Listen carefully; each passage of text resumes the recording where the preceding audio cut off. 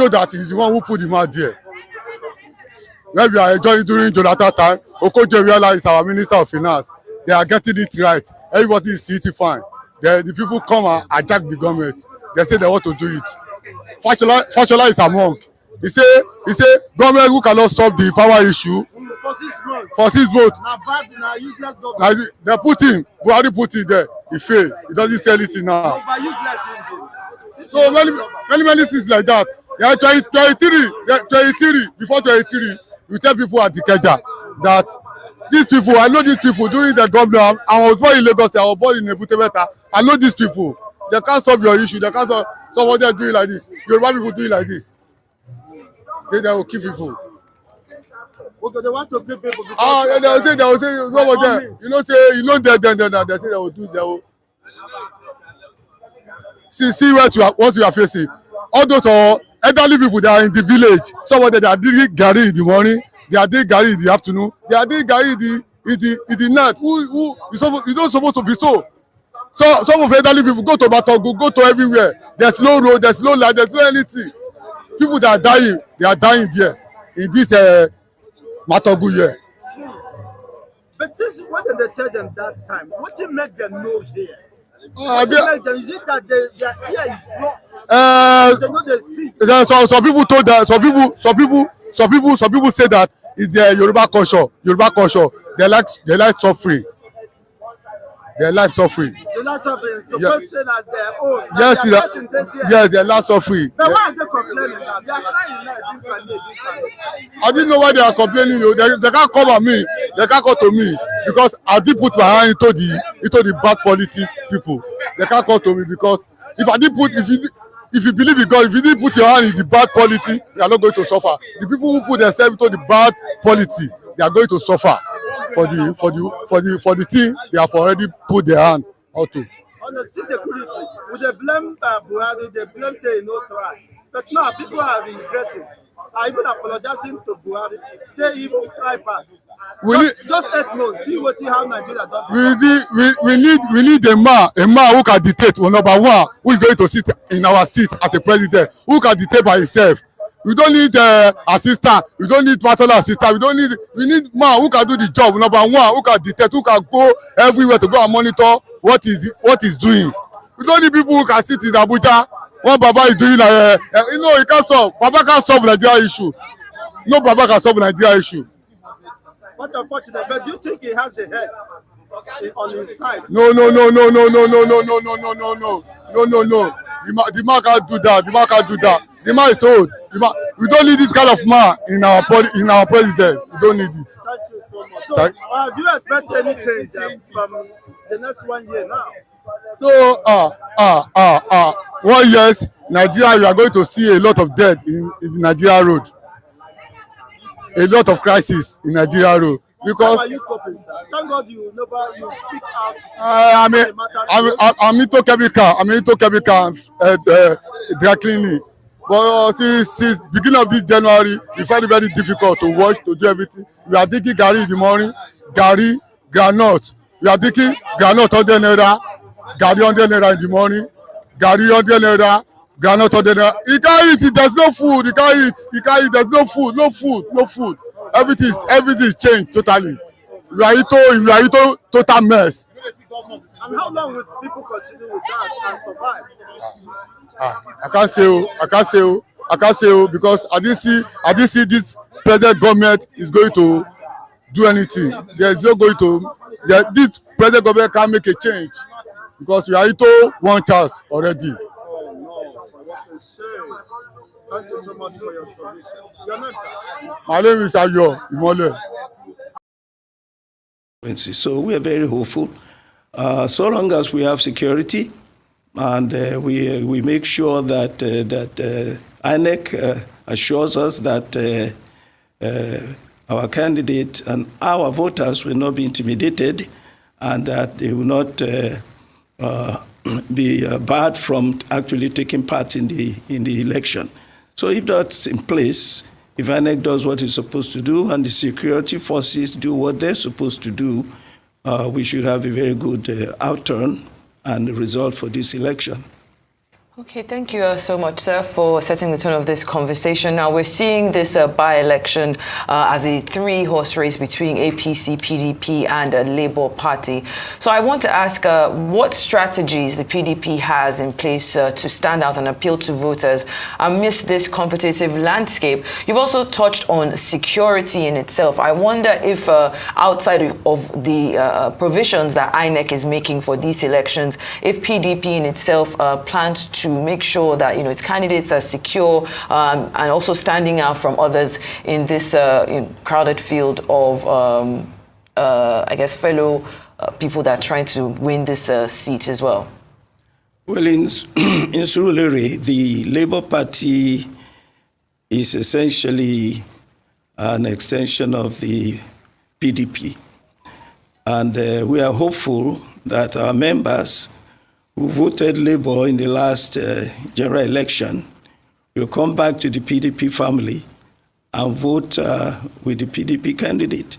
That's been our strategy because what we really need to do is to make sure that members of the PDP who were not happy with the party during the 2023 election come back to the party. If they do, many of them are in the Labour Party, particularly in that constituency and in the whole of Lagos State. We are sure to win this election. The APC does not have the numbers to win the election if our people come out to vote and if they are not intimidated. Yes, we are doing the best we can with our own security as a political party, but that is very limited to what the government can do. And that's why we say INEC and the security forces must come on board and make sure that we are not intimidated and make sure that ballot boxes and things like that are not tampered with. If we have a free election, we are sure to win this election. Thank you, sir. I'd like to hear more about how you plan to bring back members of the PDP who felt aggrieved in the previous elections. As you just spoke to, you said that the Labour Party in Surulere is basically old members of the PDP. So how do you plan to bring back those members? What have you done in the PDP within Lagos State to bring more unity or to bring back members of your party? And I'd also want to ask, because I believe you've been quoted before as being said that the current minister of the FCT, Nyesom Wike, was part of the reason why Peter Obi, who ended up being the Labour Party presidential candidate, left the PDP. So are there members who are still within your party that are going to disrupt this attempt at unity and reconciliation? Well, the last election and the evolution of the Labour Party was a unique occurrence. That is over now. And since you've noticed that the Labour Party has not gained much traction after its victory in the presidential in Lagos State, and that is because most of them are members of the PDP. So we've made an appeal to all our members to come back. And,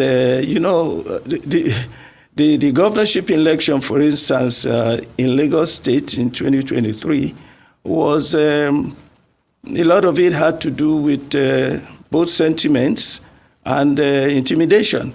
Sentiments in the sense that definitely Sanwo-Olu would not have won that election if the propaganda that an Igbo man was going to take over Lagos State was not put in place. And so a lot of Yoruba people, whether they are in APC or PDP or the Labour Party, they now rallied around Sanwo-Olu just for that purpose. So that's the sentiment, and that's not there now. So, and then intimidation, of course. Everybody knows what MC Oluomo and co did to drive people away from the polls, to intimidate people, to threaten people. So we hope that all of that, that climate is not the same as it is now. This is an off-season election, so to say, so therefore we are hopeful that things will be more normal. And if that is the case, we have a very good chance of winning this election and bringing our people back to PDP. That is the key for us as a party. Well, I'm just going to quote you again. You're trying to say you would like to bring back your members back into your party. And, you know, a lot of Nigerians have said, is there really hope for the PDP as an opposition party at this point? Because, you know, I recall that you were a former member of Atiku Abubakar, the 2023 Presidential Campaign Council. And recently we've seen members of your party throw their support for President Tinubu, you know, the likes of Daniel Bwala and even Reno Omokri, who the president wished a happy birthday recently.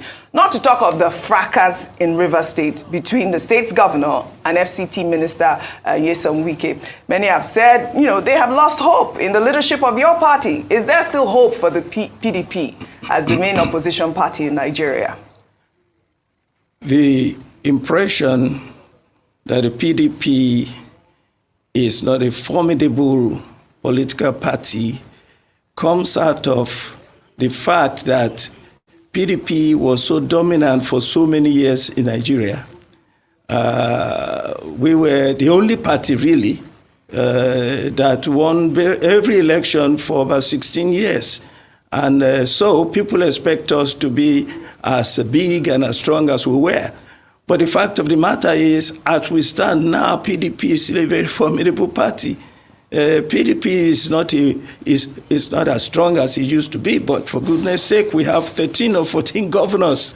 We have about 40% of the National Assembly, you know, House of Reps and senators. And so in many states, we are dominant in the state assembly. So PDP, things are not as bad as they are.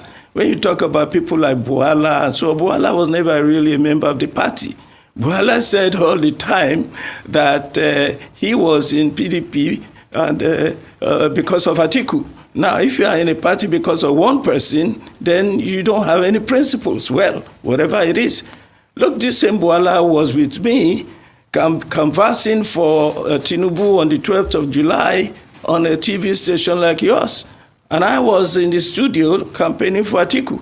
The next thing I know, a few days later, he's now campaigning for Tinubu, for Atiku. I said, look, so he's not a member of a party, never been. I don't know if he has any political party, really. He's a political jobber. I don't think he has any party. There are people who have gone to APC, but not enough to portray the PDP as a weakened party. We are a very formidable party, and in 2027, we are going to make sure we win the presidential, and we are going to make sure that this administration that has been so disastrous for Nigeria in terms of security, in terms of the economy, in terms of governance, has only one term. If he is not impeached, if the president is not impeached before then, he will certainly not go over 2027.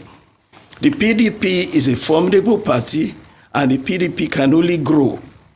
As the PDP is growing stronger, it is obvious from the performance of the APC now that it's getting weaker, and by the time we get to 2027, it will be totally in total shambles. Dr. Pearse, why would you think that the possibility of an impeachment? All right, guys. Good morning, good afternoon, good evening to every one of you. How you guys doing today? Yes, it's good to be back here again. Today is 28th January 2024. Wow, I can't believe that the January is almost gone. That is it. We all are getting old, and things are getting worse in our country. You know, it's very, very sad. So we are going to take on this particular video together, because you can see this man right there on the screen is calling for the impeachment of Bola Ahmed Tinubu because of the way everything is going on right now in Nigeria. But before that, I would like to appreciate and acknowledge those of you right there on the comment section. And I'm going to post out a link now for those of you that want to join us as well, because this is the only video that I have for you. It depends on how many people join me that will determine how long I'm going to be here for, you know. But meanwhile, let me acknowledge the people right here. Thank you very much. Esosa also said, thanks for joining us. CXL, thank you very much.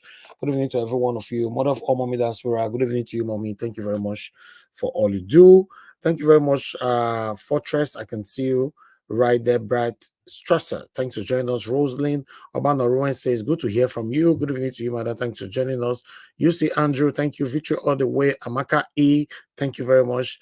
Then we have Peter Inegbe, Don Lighter, Miracle B, God bless you all, my wonderful people.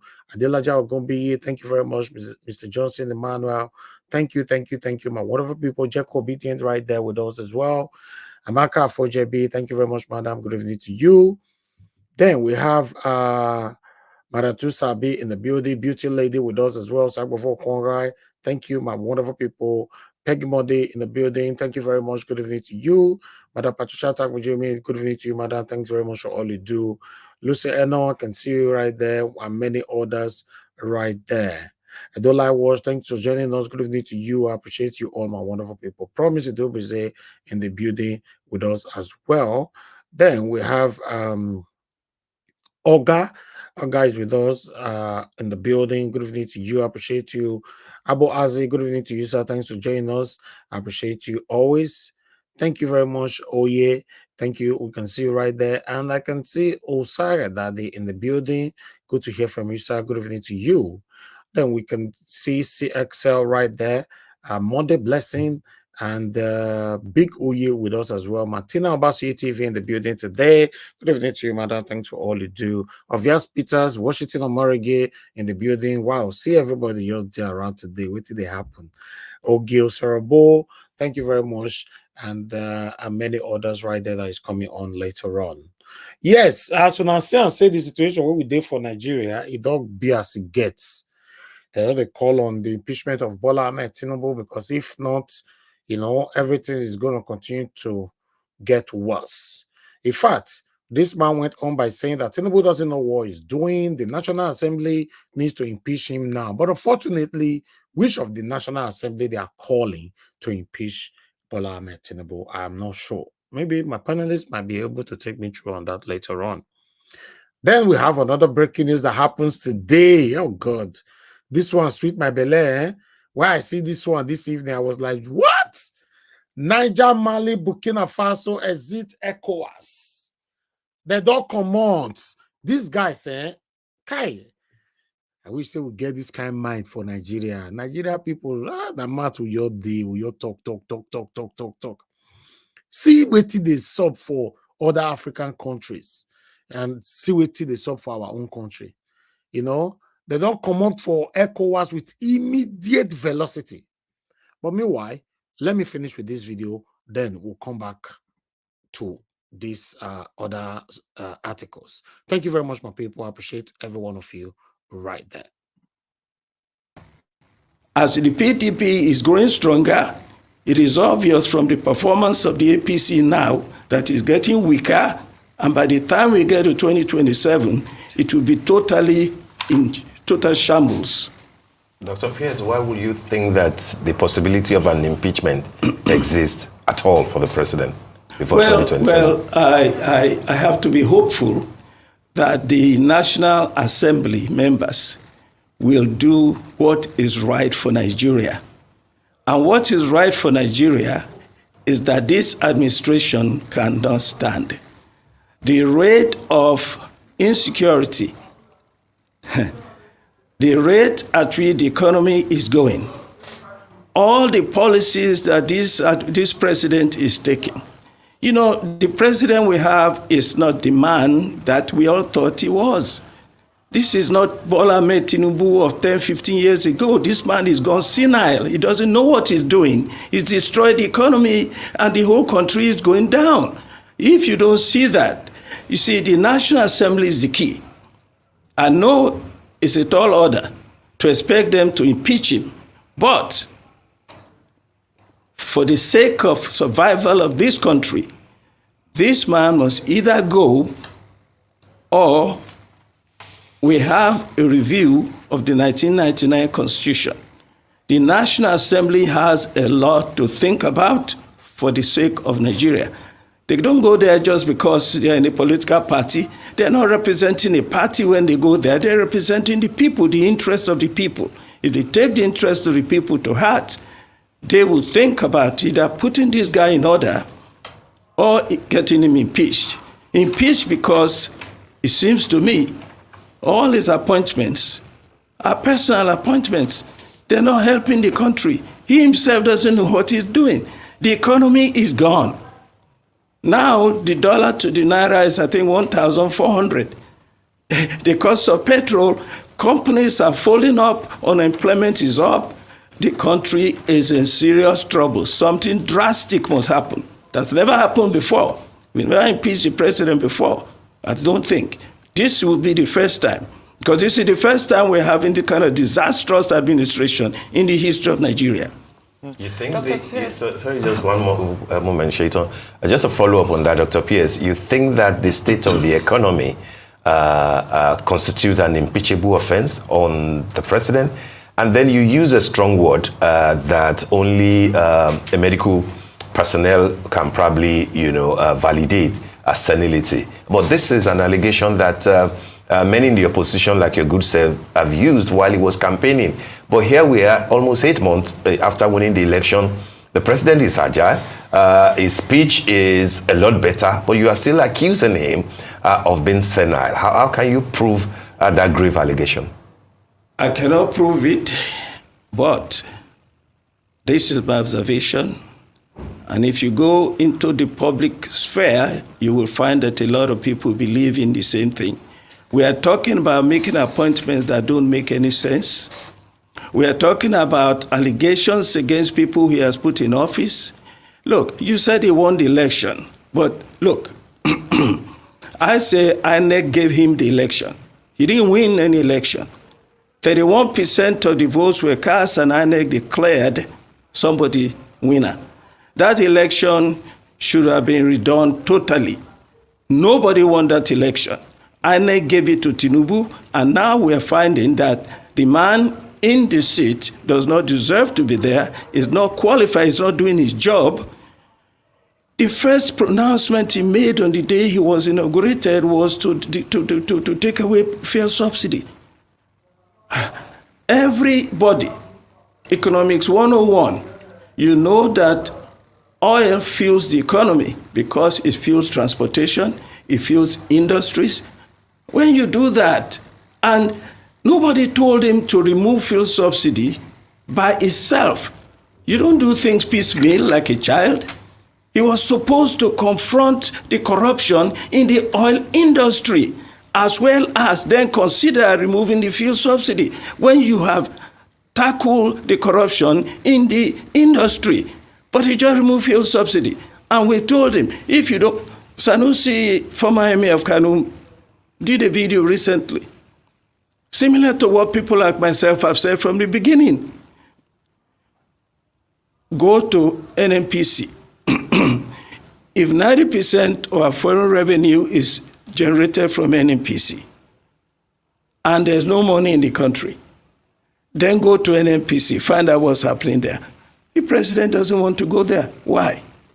Look, if you don't do your job, you're going to be sacked. If you fail on your job, you're going to be sacked.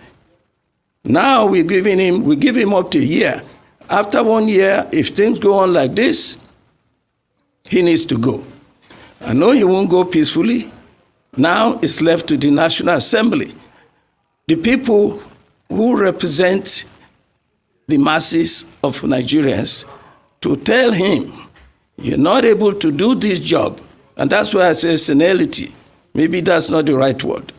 But he's failing to do his job. He seems unable to do it. It seems he just wanted to be president for the sake of it. Now he's got it. Now he doesn't know what to do. And we're saying based on performance, in terms of the critical things that keep a country going, the economy, security. Now everybody's being kidnapped. Even on my way from mainland Yaba to here, I'm thinking anything is possible in Nigeria now. One may just be accosted and taken away. Nigeria, nobody is safe. The economy is in shambles. It is time for us to do what we've never done before. Based on performance, Bola Ahmed Tinubu needs to go. Okay, Dr. Pearse, that in itself is a different conversation because he has been sworn in as president. And we just have to just reiterate that when you use words like senile, saying that someone, senile, showing weaknesses because of maybe their age or something they're going through, it has to be something that you can prove, and not just, stating it on a Rice television. But let's move on from that. You have... I don't understand this journalist. What do you want him to prove? The man is telling you what we are facing right now in Nigeria. You want him to prove what? He's telling you the insecurity, the rampant kidnapping that is currently going on in Nigeria. What do you want him to prove? He's telling you that currently dollar is about 1,400 naira. What do you want him to prove? He's telling you that currently Nigerians are in excruciating pains and suffering. What do you want him to prove? My people, I've said it before, our biggest problem in Nigeria is our media. Yes, they are. Acknowledged PDP's national strength, underscoring that on a national scale, the PDP continues to be a formidable adversary, while answering Ojenika's question. Now, the party maintains a significant representation in the National Assembly and, like you said, holds sway over approximately 14 governorships, in contrast to APC's 20. Now, I want to ask what you are doing, or what the party is doing to emphasize the need for the party to rejuvenate. What specific reforms or initiatives do you think should be prioritized to revitalize the PDP and enhance its competitiveness on both the state and national levels? The situation we have now is that we have an acting national chairman. We don't have a substantive national chairman. That is the head of the party. With this acting national chairman, we've been able to go this far. Think about what will happen when we have a substantive national chairman.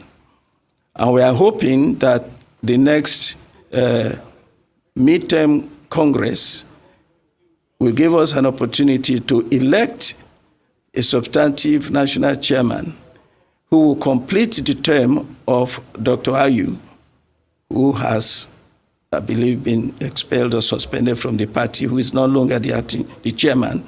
And now there's only G1, and the G1 is Wiki.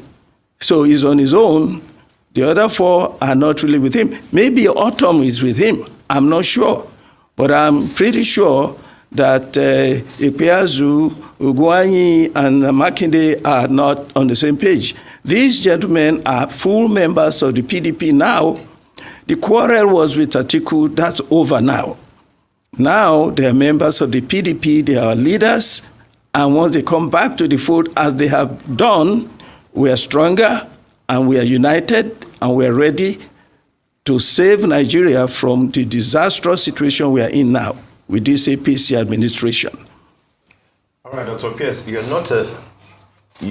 not a big fan of forming a grand coalition of opposition parties to dislodge the ruling APC in 2027. Do you think that the PDP can go it all alone? And do you think that Atiku Abubakar, for example, will still return to lead the charge, as he has, said that he is available to lead the charge of a coalition of opposition parties against the APC? Do you think that Atiku should just be a PDP member or the grand commander of all opposition parties against the ruling party? Let me tell you why I don't believe in this merger, as we call it. Through history, I can look at it from three dimensions.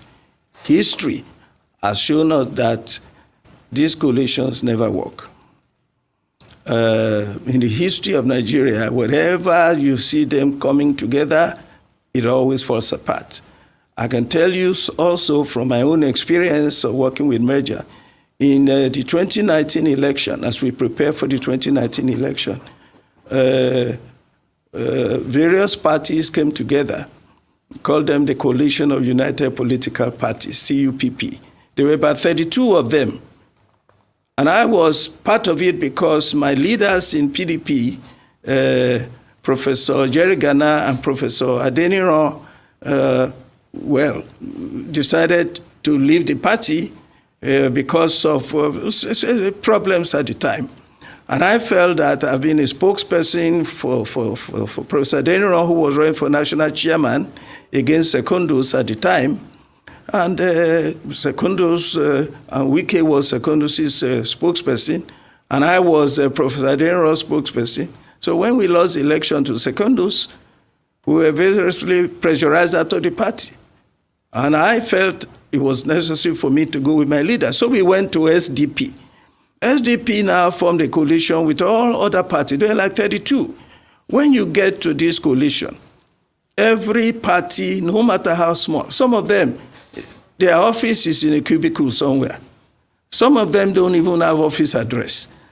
Some of them, the leader of the party, the presidential candidate, is the only member of the party. Now, all of them want to be the presidential candidate. Everybody fighting everybody. So the whole thing was such a mess that nobody survived in the coalition of united political parties. So from that experience and from history that has never worked, I don't see how it can work. Then we take it from here. We're talking about the insecurity that is eating us up in Nigeria, but this one will shock you even more. You know, as you can see there from Daily Post, one moment, my people, bear with me. You can see the housewife mother executed after 10 days. Now, remember this family where we talk, say, the kidnap. That was about last week or early last two, I don't know, late last 2 weeks or something like that. About 10 days ago, let's put it like that. You know, now remember, right?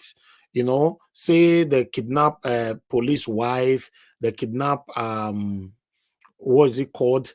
Mother-in-law and all that. They don't execute all of them. Very, very sad. They don't execute all of them because, you know, there's a report now that, yes, they don't come out. You know, let me quickly put this again. There's too much distraction everywhere, though. Bear with me. Bear with me, my people. I'm just trying to... Okay, as you can see, Nigerian policeman's wife and mother-in-law executed after 10 days in captivity. They injured the policeman to an unconscious state before abducting his wife alongside a newborn baby, as well as a mother who came to assist with postnatal needs. All right, bandits in Niger State have carried out the killings of the wife of a serving policeman along with a mother. The incident occurred at Zibi community in Tafa local government area of Niger State. Daily Trust on Saturday had reported, you know, the whole issue. So I'm just going to stop that one right there. It's very, very sad. You know, that is it. That is it. You know, those of you listening to me right now might say, okay, some of you, let me say some of you, myself, or I not did they not concern me and all that. But now you might be they all they take their life like saying a chicken. So human beings, it's very, very sad. Very sad, you know. In the midst of all this, Yahaya Bello of Kogi State, a nephew, don't thief money. See, Yahaya Bello's nephew indicted for 3 billion naira fraud appointment as chief of staff to new Kogi governor. See them. See them. When we talk about these people, some of them come they insult us. If you don't insult us for here, we're going to insult us for WhatsApp. If you don't insult us for WhatsApp, we'll go to all my social media DM, we're going to insult us. Or we'll come to our email. No, they insult us like we are only telling you that we cannot continue like this. Look at the faces right there. And the unfortunate part of all these things that we are reporting every day, or rather that is happening in the country, the killings, the corruption, everything that's happening in Nigeria, there's no outcome. There's no positive outcome about it. Go back and check now. Anybody where you see say a thief, they talk for mainstream media, we talk for a year, 2 days later, he died down, everybody move on. Nigerians, you know we are very good in moving on so quick. Kogi State Governor Ahmed Ododo has appointed Ali Bello, the nephew of immediate past Governor Yahaya Bello, as his chief of staff. The new governor announced the appointment on Saturday after he took his oath of office at the swearing-in ceremony. The former governor nephew takes up this new appointment despite being prosecuted by the Economic and Financial Crimes Commission, EFCC, over allegations of money laundering and misappropriation of about 3 billion naira. So I'm just going to stop that one right there. But you don't know why this thing happened. This was the agreement. You will be my successor, but you must appoint so people. You go give their name, you go give the current governor names. That one go take them, you go appoint them. You don't have choice. So if you have to look at this whole thing, you know, governors in Nigeria are still ruling their states, you know, in prosy, maybe in third term. Yeah. Most governors in Nigeria, let me say, not all, most governors in Nigeria, they still rule, you know, in prosy. You know, constitutionally, they are out of office after 8 years. They should, you must be out of office, you know, after 8 years. But most of them still end up doing 12 years or 16 years. Yes. For example, now, if you want, for some people go Lagos now, for example, now, I don't talk anything, no. I just even can tell you now, for Lagos right now, who be the governor of Lagos State, I beg? Can somebody write it on the comment section, I beg? Tell me who is the governor of Lagos State? Just by you style right time, maybe me not know, you know. So let's move on, my people. That's what we see more. But meanwhile, let me bring more stuff to your screen. Let me go to Al Jazeera. Al Jazeera, and I report this Burkina Faso and other, you know, here. Although Sahara Reporter also report them, but yeah, let's go to Al Jazeera because don't be where would they go that much. So now see, so Al Jazeera said Niger, Mali, Burkina Faso announced withdrawal from ECOWAS. The three nations led by military government accused the regional bloc of becoming a threat to member states. All right, so that be that. Now, see, let me remove this stuff here. The military-led West African nation have announced their immediate withdrawal from regional bloc ECOWAS, accusing the body of becoming a threat to its members. Niger, Mali, Burkina Faso decide in complete sovereignty on the immediate withdrawal from the Economic Community of West Africa States, ECOWAS, read in joint statement published on Sunday. Wow. Today, that happened. So, ECOWAS, under the influence of foreign powers, betraying its founding principles, has become a threat to its member states and its population. Read the statement. The three countries accused. Yes, I don't like to talk that one. You know, articles are good in repeating themselves and all that. Yes, that's so we see. Thought I should bring that in. While Sahara Reporter also carry so more see if Sahara Reporter have different, you know, thing to say on this particular issue. Now, big topic be this one, very big topic. But meanwhile, you can see we have Sahara Reporter right there. That is Sahara Reporter right there. You can see the name right there. Okay, breaking Niger, Mali, blah, blah, blah, blah, blah, as I talked about before. But let me just go to the paragraphs. Okay, the country's military regime announced withdrawal from the regional bloc. It's almost the same thing then. You know, the military regime of Mali, blah, blah, blah, blah, blah. Okay, yes, it's the same thing. So we'll remove that so that we can quickly move on to other stuff we have here. But meanwhile, David Dane have responded to this. You know, let us quickly take this one here. Okay, as you all can see right there, that's David Dane. He took drug dealer Tinubu 8 months to destroy 48 years old ECOWAS David Udain. I write that one. He said it took Tinubu just 8 months to destroy what they don't build for 48 years. Wow. All right, let's take on what they would have to say. Following the withdrawal of Niger, Mali, and Burkina Faso, 3 West African countries from the Economic Community of West Africa State, ECOWAS, as reported by Parallel Facts, the world-renowned investigative journalist David Uden has remarked that Chief Bola Ahmed Tinubu took 8 months to destroy the regional bloc that West African countries spent 48 years to build. Recall that Tinubu, former Lagos State governor, was indicted by the United States government for his role in an early 90s drug trafficking case in Chicago.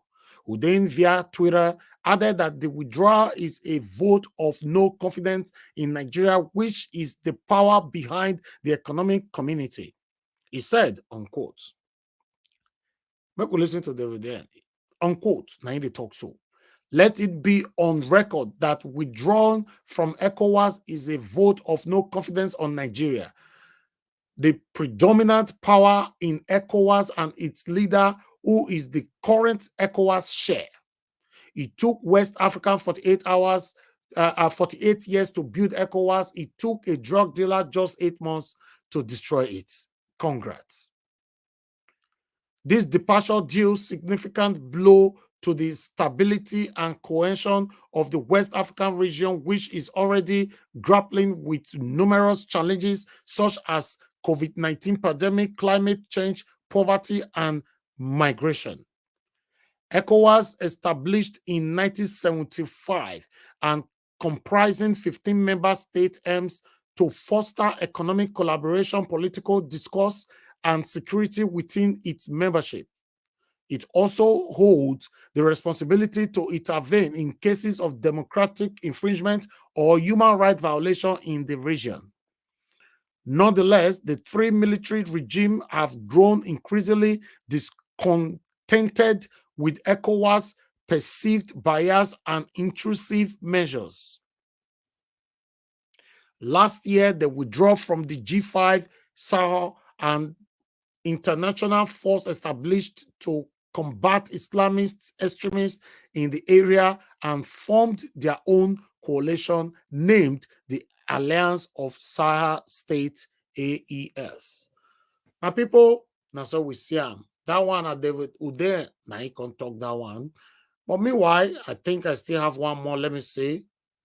Okay, I think I'm done already. Oh, yay. My work we finished today. No, this is wonderful. That is all I have for you guys, my people. I appreciate every one of you for your time with us. Good morning, good afternoon, good evening to you all. Thank you very much for your time with us. Okay, we don't have much people here, but I'm going to post out a link again in case anybody want to come in. If not, we'll just take it the way it is and end the show like that. I appreciate every one of you, my people. Thank you so much. I'd like us to go on a quick break with our new music. Then we take it from there. When I come back, I'll call on Madam Patricia. Then I'll come to Madam Rita. So I'm going to post out a link while this music is playing. For those of you that want to join us, it is better you come on time. God bless you all. No more bad government in Nigeria. Like that was the only media that have been consistent speaking against the bad government and for the purpose for reformers. Niger what yo.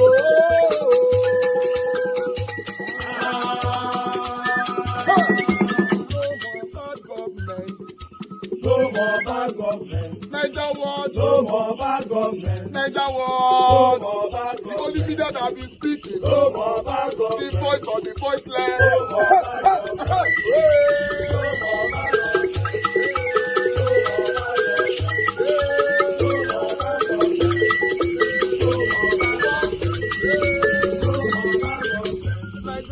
No more bad government. For the poor, no more bad government. Niger war, no more bad government. Niger war media, no more bad government. No more bad government. No more bad government. In Nigeria, no more bad government. No more bad government. No more bad government. The only media, no the number one media in Nigeria, no more bad government. That have been speaking against government. No more bad government. Niger war, no more bad government.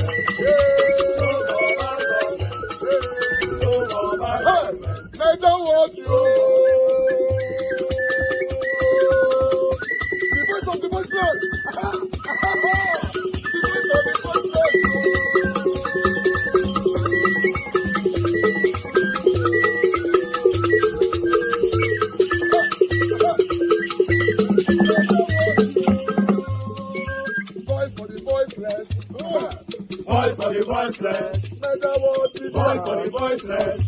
watch media. The only media that have been speaking against bad government. Being consistency since 19 Borogodo.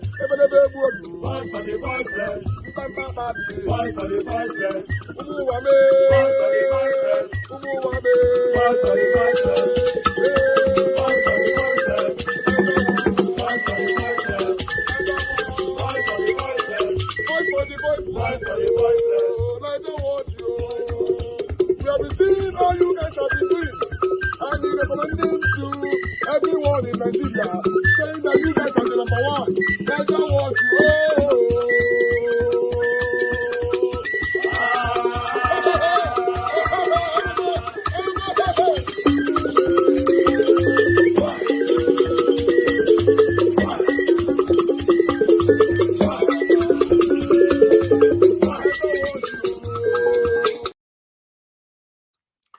All right. Thank you very much, my people. I appreciate every one of you. Thanks for your time with us. Okay, let's start talking. I'm going to start with the first person, Madam Patricia. Thank you very much, man, for joining us today. Good evening to you. What's your take with what is currently going on in Nigeria and ECOWAS? You know, they don't hear big stone for their head now. You know, for these three countries to live at the same time. What's your take? Talk to us, man. First and foremost, Mr. Evans, let me salute you. Salute your steadfastness, your desire to actually see a Nigeria that works. You know, it takes a man with a dream and a vision to do what you are doing. So I want to appreciate you. I want to tell you I really, really, really love you. And if we have maybe 10 of you in Nigeria, I think the whole nation would have been what all of us are wishing to have. So I will not want to stop here. I would say, please, if you can, I want you to go into the governorship of Edo State. It's true, Mr. We need people like you, people that has that human face to what they do. We need you there. So please, if there's anyhow, think, you know, I've been somehow advocating for that. Honestly, Mr. Elvis, it's true. We cannot, Benin City cannot be the way it is. It's a village. Let's be honest to ourselves. Anybody that is coming here to tell me Benin City is not a village, it's not dirty, that person is self-denial of what the fact is on ground. If really we are the ancient kingdom, we actually the Nigeria that we cry, that people say. That's the Benin City. Benin, Edo. So if by this time, in this how many waiting century, we are 21st century, we are Benin City is what it is. We should look at ourselves face to face and be able to tell ourselves the truth. We should be able to tell ourselves the truth. That the soil is red, it doesn't mean that it should be dirty. It should be dusty. It should be full of potato everywhere. Excuse me. So let's be honest. So, Mr. Evans, I want to commend you. I want to commend your effort, your desire to see a Nigeria that works for everybody, and the unity spirit that you are portraying. I want to encourage you to continue, and may God continue to strengthen you, to give you more grace, to be able to be a part of that new Nigeria that we all are clamoring for. And of course, I want to thank your mom, you know, who is behind you, and your wife, of course, and your children. I want to thank all of them for the great work and support that they are giving you behind the scene. Thank you so much. I love you, and I know that everywhere many Nigerians love you. Thank you. Thank you, man. Thank you. I appreciate this. Thank you. Yes. The man crying out, the one that said he was born in what do you call it, in Lagos, you know, and he knows them. He was saying that they are used to suffer and they don't mind and that and that. Yes, you can. To be honest, I better go. Make anybody not attack me. I'm only going to give my opinion. If you really look at Lagos, okay, if you really look at Lagos, that have been given so much from the beginning till now, if you really look at what is going on in that place, you'll find out that people like suffering there. They really like it. Not be say go con, they like them. They like them. Because I can't know. I mean, look, what is it? Go to some areas in Lagos. It's not, is it government that will do everything for you people? Excuse me. Even to clean your own house, now government will do it for you. Let's be honest. So they like it. And that's why it doesn't matter who is there, as long as is whatever it belongs to them, according to them. They are ready to suffer. Let them continue the suffering. That's what I see in that. The three countries coming together, Niger, Mali, and Burkina Faso, this is what we want to see in Africa. This unity. Because this is what these people have been using to differentiate us or to steal our God-given natural resources. They disintegrate us, you know, make us not to talk to each other. They claim they are friend to you, they are friend to the other, but me and you as an African, we cannot come together and make any plan. Do you understand? So it's a very good they are in it's a step on the right direction. I commend them. Troye, I love this guy, this Mali president. I love him so much. The youngest one, he's 32 years, he should be 33 or 34 now. I salute his courage. We need people like this. All these colonial people, they're not going to help us. People when they're under this colonial chain. Even the chain, they don't remove from their neck, yet they not still know, say they don't remove the chain. They carry that chain in their mind, they go. The best way to put chain for their neck, don't remove her. But then they don't know, say they don't remove the chain. That chain is printed, engrafted in their mind. So they are going on with that chain. That's what we are seeing. So that's why we needed somebody that is not from that era during this before independence. We needed somebody that is coming from after independence, because people with after independence, they have a different mindset altogether. They do because they didn't see all those oppression. Somebody that is not of your own coming to beat your people and you cannot do anything. They didn't see that, and they beat your people so that you can be in line. You can be corrected. You can just say, I don't want to be beaten, no, so I have to behave. Do you understand? So that's the treatment they got. And because of that, they are being subservient. So we don't need them. We don't need them. And if nothing is done, I'm afraid, if I don't like using that word, I'm afraid. I cannot be afraid because God has not given me the spirit of fear, but of power, love, and a sound mind. But I'm going to use another word because I like choosing my word. I'm concerned that if these people, this set of people, even Atiku cannot change Nigeria. He can't. Atiku cannot. Make we not deceive ourselves. He can't. He's still of that same what they call it? That same group. That same crop that came out of those that colonial mentality. It cannot. We need somebody that didn't see these people brutalizing another black man in their presence that couldn't do anything. That's what we need.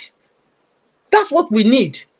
We need somebody that is of the colonial time, independence time. That's what we need. And that's only that person. That from that person, it doesn't matter where the person is from, whether it's from the north, from the south or west, is going to change Nigeria. As long as we keep having these old fathers, forefathers, they will not change anything. That's what it is. And then I know yesterday I was watching football, Mr. Heavy, so I didn't join like that. And this pastor, you brought Feyi Daniels, okay? I want to say something. And then there was this Daddy Freeze that also was talking. Feyi Daniels, everything seems to be a lie. Okay, what he said seems to be. Look, I choosing my word. So Seems Mama, to. you see the watch football. Hey. I dey watch football. My son play football now. Waiting be that. I dey watch football. Oh, wonderful. My son play football in a higher level, so I'm a football, fanatic. You can say that. So anyway, let's go into it. That is being. Somebody was happy that it's being used as a scapegoat to tame the pastors. Let me tell you something. Let me tell you. If you're happy that somebody is being used as a scapegoat to tame or to gag the mouth of all those ones that are speaking, other ones that are speaking, then I don't think you really want a true Nigeria. I don't think so. Because you see, he spoke according to his faith and what he said God told him. You were not there. You were not there. So if you say it didn't come to pass, you wait. Sometimes some prophecy can take time. Some prophecy take time. I think we're hearing now that somebody is saying they should impeach him, Abi. So but let's wait. Whether we will know whether he's lying or we don't lie. It can take 1 year, it can take 2 years, it can take 3 years. Maybe this is God's way for him to prove that God is with him. Who knows? Let's wait and see. Then that the freeze that came out and be speaking jargon. He's speaking jargon. These are people that turn the Bible upside down and preach, rubbish that's not in the Bible to take people to hell with them. I dare to say that. He's talking about the tithe being the Mosaic, come from the Mosaic law. Before the Mosaic law, what's the Mosaic law? Was it not the law that God gave to Moses? Was it not the law that God gave to Moses? Before Moses, were there not somebody, Abraham? Did Abraham not exist before Moses? Abraham exists before Moses. And Abraham is who God chose to deal with, to save the whole world. He said, in you and your seed shall all the families of the earth be blessed. And Abraham gave God tithes. He did. I can read it to you, Mr. Elvis. Don't let anybody call and deceive you. Salvation is personal. You understand? And it's very important that we must be knowledgeable. Listen, it's good to have knowledge of everything. Even when you are not a Christian. It's good. Have knowledge, true knowledge of everything. So that when somebody is trying to deceive you, you will be able to know that this person is trying to deceive me. It's very important. So don't let people come and sweet talk you and put you into a corner that you didn't expect to be. If you give me time, I can read it. Otherwise, I can quote the scriptures so that you can go and do your own research. You tell me what is best, then I take it from there. Because I don't like people coming and deceiving people. If Abraham paid tithe and the promise was not given to Moses, the promise was given to Abraham. That it is in Abraham that all the families of the earth will be blessed. And he said that it is in his seed, Christ, that all the families will be blessed. And Abraham paid tithe. So who is Moses? It was God was already re-establishing what he has already established with Abraham, with Moses, so that the people can be blessed. So somebody come out and be preaching that there is no, you shouldn't do that, you shouldn't. Look, they don't know nothing. Let me tell you, even in the place that you live, in the UK, in any of these European countries, your tithe is taken from your salary before you are paid. Know that. Go and check out. Go and find it out. Your tithe that you are, your tax that you are paying, your tithe has already been collected by the government to give it to the church. So if you don't know it, you don't know it. Don't let anybody come here and be deceiving people. I'm not just speaking. This is what I know. So you go and do your research and come and prove me wrong in this platform. So I will leave it there. I will leave that one there. Like I said, I can give the scriptures which says that so that people can write it out. I don't want, because it's a long one, but you can read it. I can give you Genesis talking about Abraham paying tithe to a man called Melchizedek. But it happened that this man was not a man. He's the priest of the Most High. He has no descent, he has no father, he has no mother. The Bible says so. Look at it. Genesis, quote it down, write it, you go and study it. Genesis chapter 14, verse 18 to 20. Hebrews chapter 7, from 1 to 10. Go and read all that. You will see this person that Abraham met, how he paid the tithe, and how, you know, why Moses continued to do it. Why were they were given that order to do it? Yeah, and then Jacob as well paid he vowed, because his grandfather Jacob was Abraham's grandson, Isaac's son. Being that it was already the family lineage, Jacob vowed to God that if when he was going to meet Laban, who cheated him many times, you know, Jacob vowed to God that if God would bring him there safely and bring him back safely to his home, and, you know, bless him, you know, and give him food and everything that he needs to survive, he vowed that he will give God his 10% of everything that he will own. So go and do those things. These were all before Isaac, before Moses.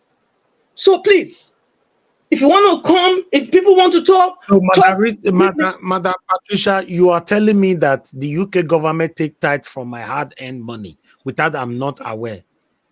Yes. Is that what you're telling me? Yes. Go and check it. Okay, that means they are stealing from us without they are not stealing from you. That they understand their institution. How come they take normal tax from my money and I'm aware? So they collect tithe from me and no, that is included. It's included. No, they are included in the tax. That's what I said. It's included in that tax. You know, the UK. Wait, Mr. Evans. For me, I can't wait to see that proof, to be honest. Yes, Mr. Evans, you know that in this place, it is the government that fund the church. Yeah? I hope you know that. It's the government that fund the church. Yeah? So before the government, look, this whole thing was hijacked from the government, by the government. It was not the church, it was not the government that built Europe. It wasn't them. It's the church. Go and check out the history. It's the church that built Europe, not the government. The government came to hijack the church because the church was sleeping. Then it was only 10% they were collecting. The government said, okay, even more education and everything, it was the church that brought it, not the government. They hijack it. Look at what they have turned it to now. They have messed everything up. Go and do your history properly. I'm not just talking. I'm talking with facts. Go and do your history properly. What you said is my concern. Yeah. You said you collect tithe from hard working people in the UK and give it to the church. Yeah. They call it tax, Mr. Evans. They call it tax. Oh. Yeah, listen, they call it tax, Mr. Evans. That's the agreement they had. That's why the church let go. No, I'm misleading people. UK government I'm not misleading people. From me. Let me tell you, Mr. Evans. You have to go back, Mr. Evans. You have to go back to the agreement they had. You have to go back to the agreement they signed. That okay, if the church has to release, wait. In case of next time, you come with the proof before saying this on the national TV. Yeah, but it's real. You can go and ask. You can go to the Kumun. You can go and ask them who were the ones. That's what I'm telling you. We are in Europe, Mr. Evans. We are in Europe. Anywhere you are in the world, which is in America too. You can go and ask your Kumun who were the ones disposing. Listen, Mr. Evans, go and ask them who were the ones being the one managing all the institutions before. They will tell you is the church. Patricia, what is the history? Patricia, you hold on. You cannot go. You are the one telling us something that we've never heard before. So yes, I'm the one telling you. But you see, that's why you cannot just believe. Listen, you cannot just believe. Madam Patricia, can I interject just for a minute? You can interject. Thank you very much, Mr. Elvis. There are facts to that. Historically, in the West, especially in the West, United States and Europe, the church or the churches used to control the state. They have power, they control the people. But the politician came that in exchange for the church to relinquish those powers, they will pay no taxes. And the church system voluntarily relinquished that power Why? Before, if the church say nobody should go out to vote, people listen to the church than the government. If the price of bread goes up by 1 cent, 1 cent, and the church people revolted, the whole place will go on fire. So it was in exchange for that politicians came and said, okay, in order for politicians to have grip on the system, that in exchange for that, there will be no taxes for churches. And then church, that's where the issue of the separation of states, church and state comes in. That principle of separation of church and state is all there. One can read it historically. So there are some facts to what she's saying, but one can still go deeper. Thank you very much. Mr. Jonathan, sorry, Mr. Jonathan, what you're saying doesn't correlate with what Madam Patricia was saying. She's talking in the aspect of the tithe. We know the relinquishing of the powers to the government. But please, I expect you to highlight the tax part that is part of our taxes. Yes, Let ma'am. me tell you. Let me just come. You have to look at your tax card. You have to ask questions. You have to ask questions. Ask questions. What is this for? They said it's for the church. Do you understand? So you have to ask questions. Look at your tax card and start questioning what you are saying. Don't just take in face value what is written there. This percent is for this. This one is for that. Who is this? Go and do your look. I've given you something to work with. You go and do your research. At least, thank God, we are in a place that they have records. Listen, please. Please, let me. We are in a place. We are not in Nigeria where they say they cannot find records. They cannot give you any information. We are in places where you can go to your commune or your council and say, look, I heard this and this and this. Is this how it is? Somebody will tell you something. Do that. Let me come in, please. You are misleading the people. Please let me come in, please. While we are talking, I'm doing my research here. I'm a very good researcher. I've been in UK almost all my life. I've never heard this before, and I've worked almost all my life until 2016. I resigned from my work in this country. You understand? So till tomorrow, I still pay tax in the UK. So the truth of the matter is there's nothing like UK government collect tax from any of its citizens and you pay it to the church. It's impossible. Now, let's take this because according to our tax here in the UK, we can, and next time, please, Madam Patricia, with all due respect, if you want to pass information on this platform, you know the rules of the platform. What you just need to do is to come with the rules, that is with your proof. In case we counter you, just say on the private chat, I don't put link there to prove it. Don't say people should go to commune or go to anything. We don't do that. You cannot pass information first. You say we should go and find out. You must come with the proof. You know the rules of the platform. Now, let's take this one together. My people, bear with me. Elvis, can I say something? Can I say one thing? Hold on, madam. You hold on, because if you continue to stretch that, we are misleading the people. That's 100% misleading information. UK cannot collect. This is UK cannot collect. Okay, go ahead. What do you want to say, ma? Let's say that. I think it was 2000 and year in Denmark, 2017. There was some group that came out and said that they don't believe in the church. So they don't see any reason why government should be collecting their tax and giving it to the church. Are you hearing me? So, and these systems are the same. According to what you said you can collect tax. Listen, I said the tithe is collected as tax from this government, and then they give it to them as the tithe. No, they are not taking it from the tax. Don't misunderstand what I said, Mr. Evans. I said, hold on. Okay, you said it already. No. Let me prove it. Let me prove you wrong. There's the tithe of a thing doesn't have any single connection with anything to do with tax.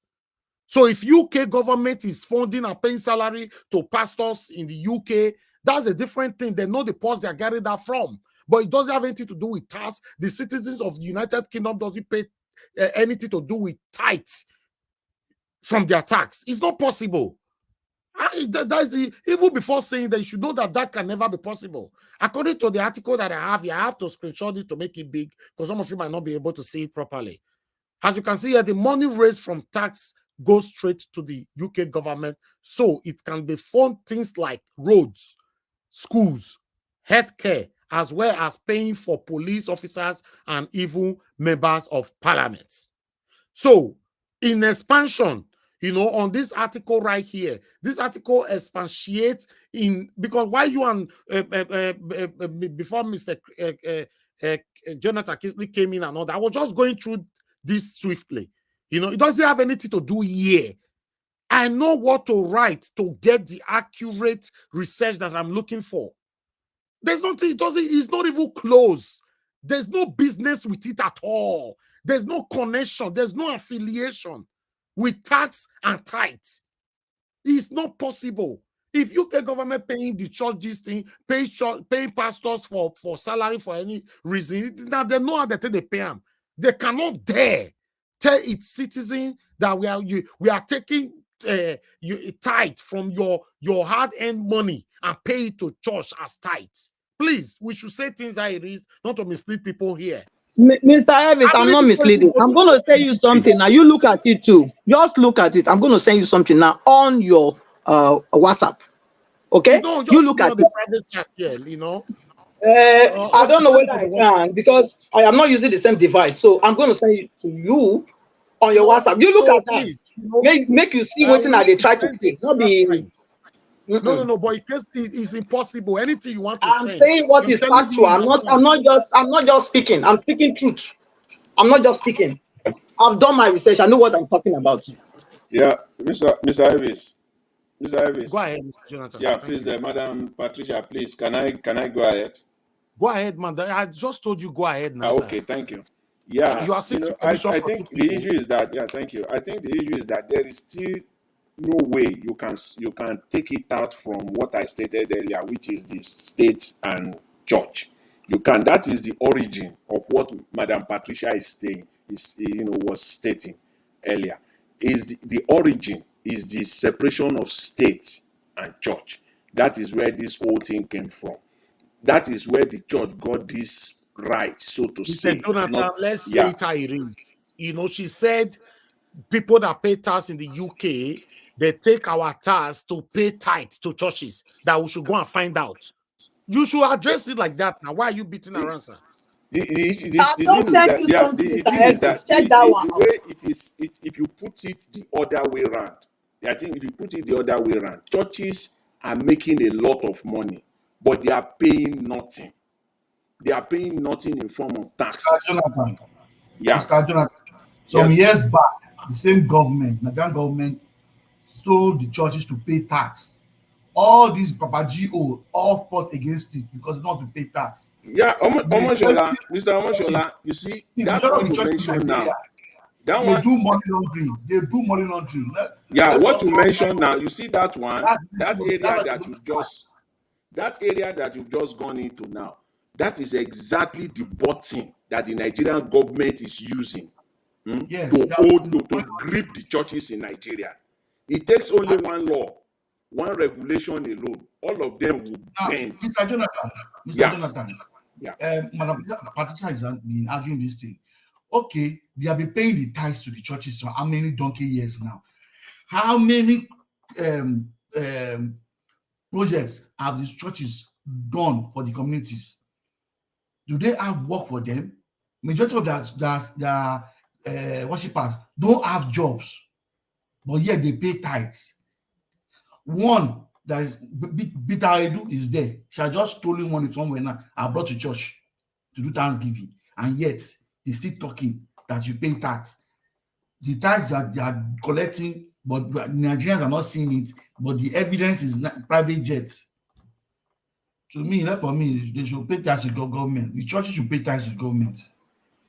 Mr. Evans, please check it. I've sent it to your WhatsApp. Look at it. It's very important. And what Mr. Jonathan is saying is not the same that I'm saying. He's saying that devolution of power, where I they don't understand what Mr. Jonathan is saying. so that one, no, that one he is saying is not what I am saying, that they wanted to avoid paying tax or they didn't want to pay tax. What I said, I'm still saying it, that before, yes, Mr. Evans, I just sent you an article now. Just look at it. You said it 2 million times, you sent me something, but you let me speak. Okay, you don't know thank what you. I want to say. You said that so many times. What you said doesn't have any line or credibility to what we are saying. This is what you say. You are saying this stuff from Quora. If you are saying something from Quora, Quora, in case you don't know what Quora means, let me tell you what it means, madam. Is where everybody goes. I register with them. Everybody go to debate. You write, I write. Just like people on the comment section. You write, we debate, we talk about things. Mr. Peter come and say something. Mr. Yes, ma'am. This is exactly what people that have done their findings are asking why. So it is not just because they want to just antagonize or anyway, you know what? Let's leave it. But I'm saying, I'm just giving you it like that because you discussed it on air already. I need to clarify this. I'm just giving you facts. Why I said that the freeze is wrong, and I've quoted scriptures. I've quoted scriptures in line with what I submitted. Yeah. So if you want me to read those scriptures, I can read it too. Unless you want to say that the word of God is a lie. You understand? If you want to say the word of God is a lie, then let us know that. But if we say we believe in the word of God, then what it says should stand. That's my point. So I'll leave it there. Thank you. So let me speak. Thank you. You see, on what this person is saying here, it's just like everybody on the comment section right there. If you have not registered with these people, I registered with them during the time I was in university. So it's a normal, a platform, a space where everybody discuss and bring issue. Why do Burkina Faso left ECOWAS, and other people will respond? That's what it is. And that's what Madam Patricia said now as a proof. And this one is asking now, why do German churches, religions use the government to collect a church tax for themselves instead of asking individuals, parishioners to tithe? That's a question where everybody now starts debating. So this one cannot, it doesn't fly anyway because it's not a proof. But one thing I want to please let me hold on now. Because that's what the government are doing. That's my argument. Hold on, let me speak. What you are doing, I don't like. No problem. I'm not going to say anything. Please, let me speak. What we are doing here is on Niger Watch Media, including myself, we don't come here to deceive our followers. Any information we pass here, like I say, please come with your proof. If not, use the word allegedly. You cannot say that the UK government, that is huge. The UK government collect tithes from hard-working citizens and use it to pay to church. That is misleading. And I went to the platform of UK. They are saying that what taxes is used for, is used for roads, schools, healthcare, and they use it to pay police officers and member of parliament. There's nothing like tithes there. Please, we shouldn't use words like that. If you are quoting Bible, Bible cannot say UK. So quote Bible, and I don't have anything to do with Bible. I don't know much about all these verses. Fine. Whatever you say inside the Bible is true. I don't have a problem with it. But my concern is... Mr. Evans, let me ask you one more question. One more question, then I'll shut up.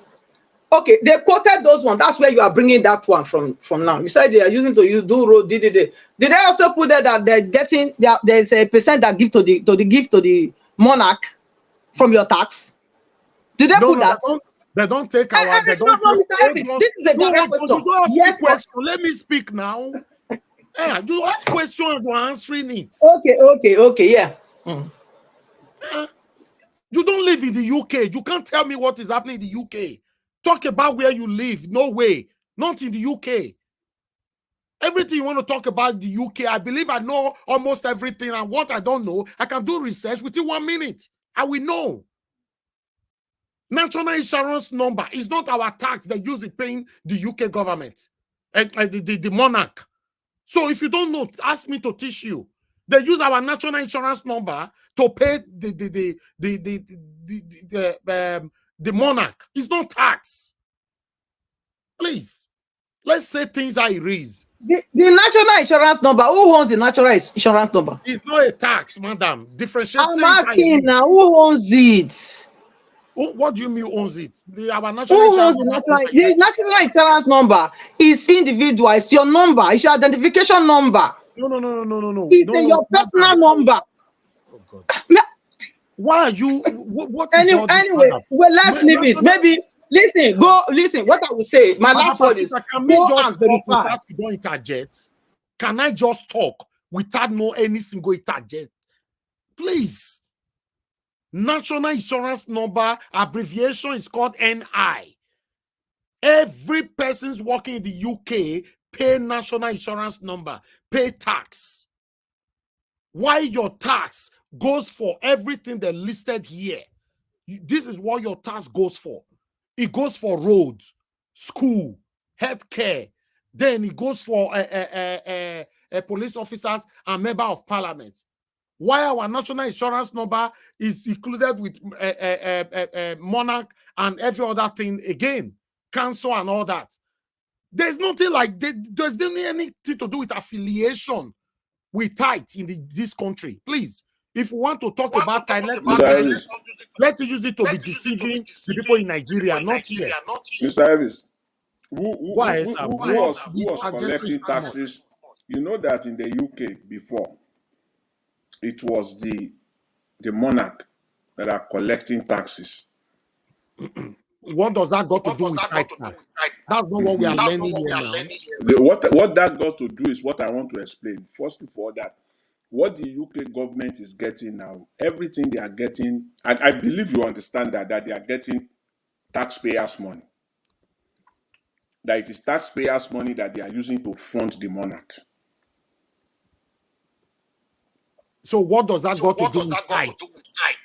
You are still beating around. All your contributions, there's nothing like direct contribution. I don't understand. I'm giving you the roots. You see, I don't need the roots. Does it? Are you telling me that you have to go to the tithe for church? Mr. Elvis, let me come in. You see the problem Nigerians have. We have a very big problem in that country. You did just now. They had NIN in Nigeria, which is of no use. Everybody works in Nigeria, don't pay tax.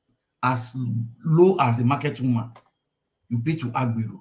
A driver, someone that is driving a bus pays to Agbero. The tax is not going to nowhere. It's going to private pockets. And a country has NIM like UK, and that's how they pay their fees. That's how they pay government revenue, get government revenue. But in Nigeria, you have done NIM that is not attached to anything. Everybody is having NIM, but yet you're not getting it. These pastors are collecting your small money indirectly, and if you don't go to church, if you don't go to church for 1 month, it will affect the churches, and that's the truth. They don't pay tax to anybody. The churches don't pay tax to anybody. Okay, thank you very much, my people. I appreciate you all. Our national insurance number have a very important, or rather significant work they are doing to make sure that our healthcare here is working fine and all that. So for me, please, I don't have problem with anybody trying to say something or bring any information in. Please always back it up with proof. You cannot bring information in.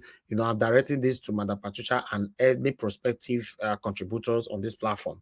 If you are bringing information, you have right, but please come with your proof. Don't bring it first and tell people to go and do research. No, it's not right, because not everybody have the opportunity or the time to go do research. And if they want to blackmail, or rather to talk about it prospectively, they are going to say that platform, Niger Wash, they deceive people, saying that so. They will not even remember the person we talk them anymore. That's the truth. They say in that platform, now there they talk them.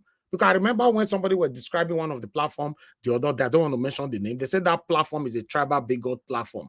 The person come here that don't alabastona, right? So I don't want to mention the name. You see, they did not even mention names anymore. Maybe get one or two people where they, where is a tribalist on that platform now, but they not mention the name. But the platform itself now is already stigmatized. So please, if you are bringing anything here, if you know you don't have the proof, which you just say allegedly the UK government collect tithe to pay the churches, then we'll go argue and we'll go move on. Say yes, it's a fact. Go and find out. Where that one day? It's not even possible. The UK government, they're the craze where you collect my money to go to pay tithe for church. You can't try it. You can't try it. Do you even the tax where people they pay for this country? You know how their eye they read? We will pay tax, we will pay national insurance number. For your car, you'll pay MOT, you'll pay insurance, you'll pay road tax, you'll pay, you can't pay council tax, you can't then you can't tell me again, say collect another 10%, go give, or how you tell the collector and go give church. They're not feature. How many UK citizens they go church? Mr. Harris, one last thing I want to say here. You guys say it's a comment and probably a question too.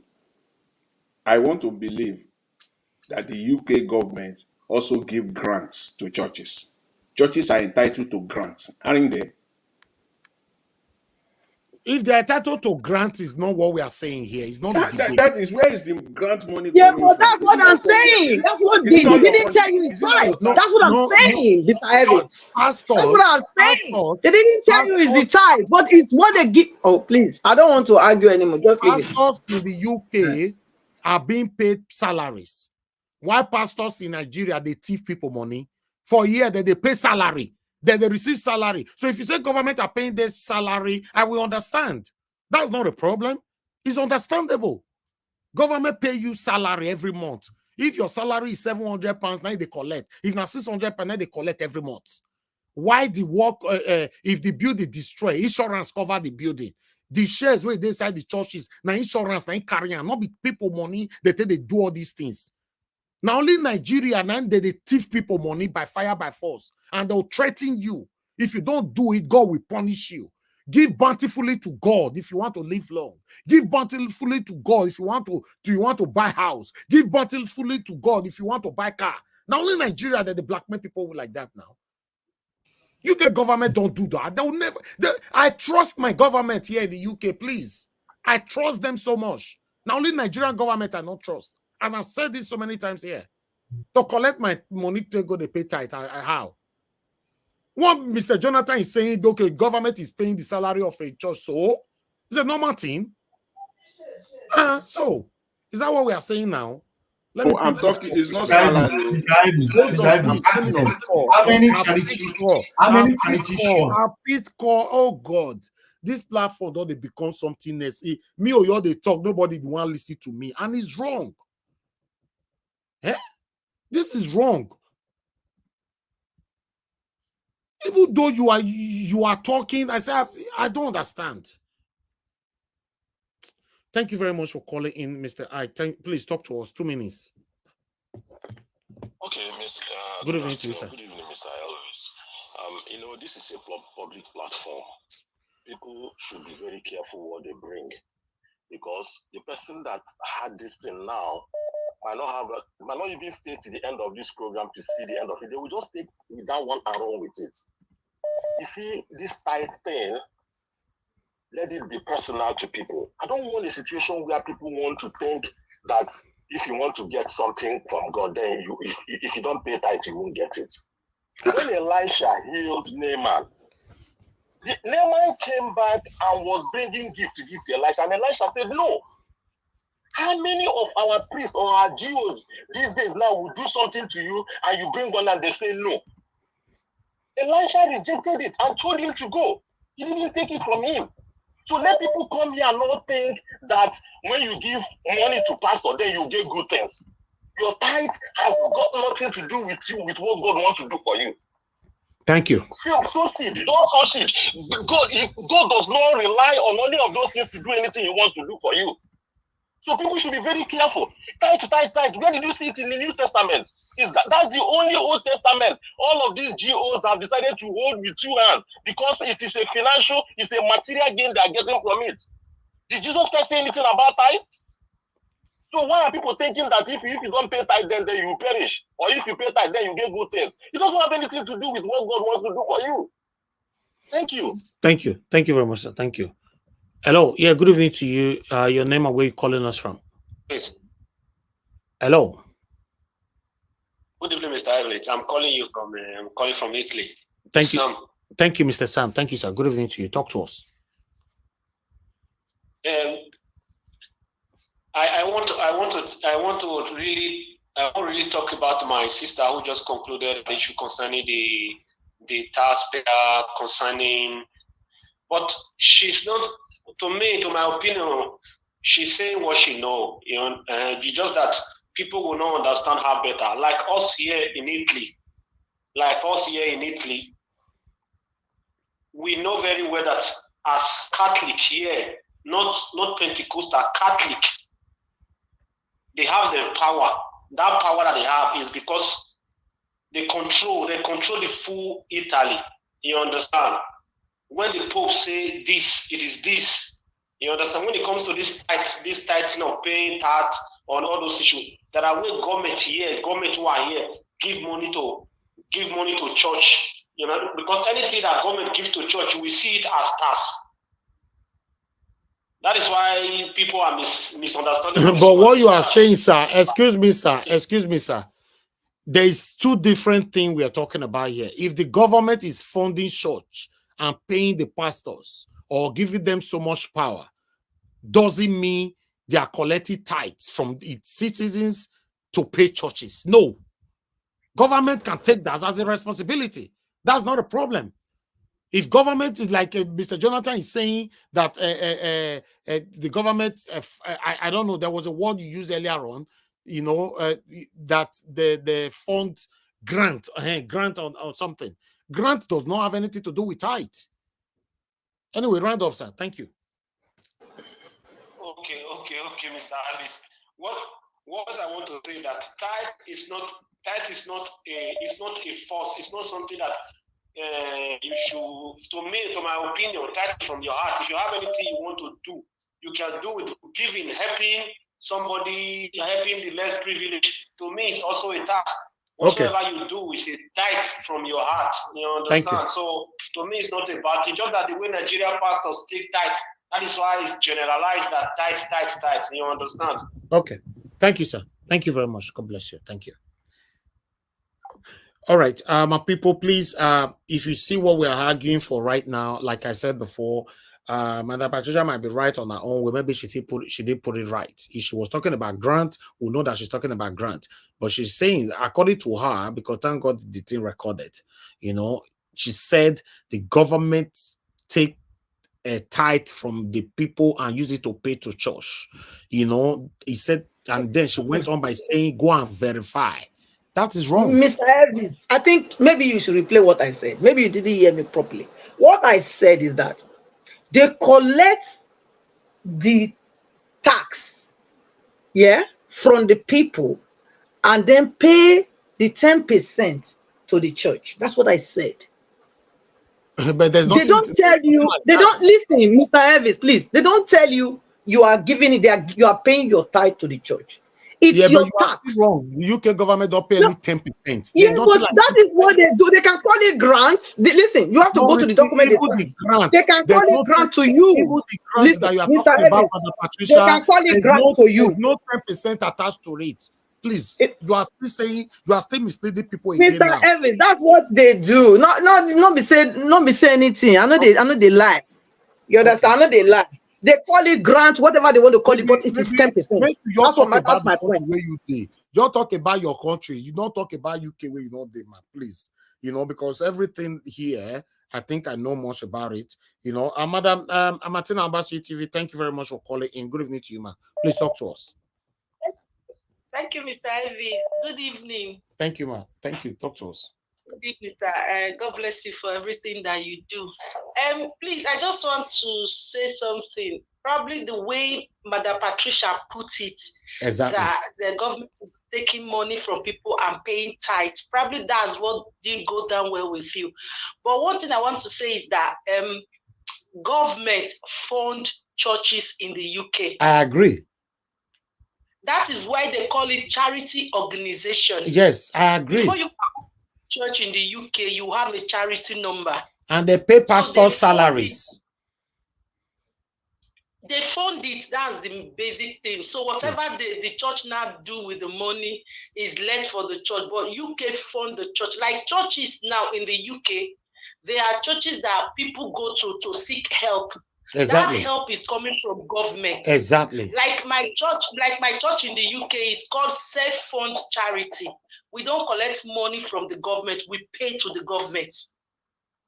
We give money to the government. It's called self-funded charity. So if you open your church that you are rich and you have your money, you want to fund your charity, you fund it. But every church has charity number that they get from government. I know about one church, Pentecostal church, a Nigerian church on my street. They have this what they call food bank for homeless people, and it's the government that is funding it. Exactly. It's the government that brings. You are right, madam. 100%. You are right. 100%. I know about this. Probably when she put it like tight. Exactly. So she shouldn't have used the word tight at all. They don't understand it. They don't know anything about tight. Exactly. She is saying, Mother Patricia is saying the same thing, but is that word? That word tight she added to it is what brings issue, and that word have been deceiving people for so long. So it's unacceptable. Mr. Evans, can I still say something? Please. No, somebody's on the phone. You can't say something when somebody's on the phone.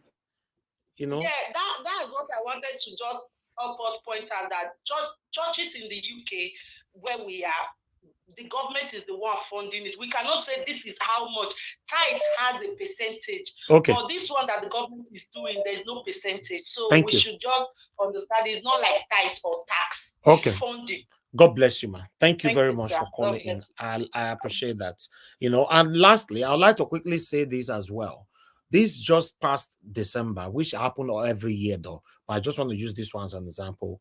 There's a Catholic close to my area here. They are doing that every year.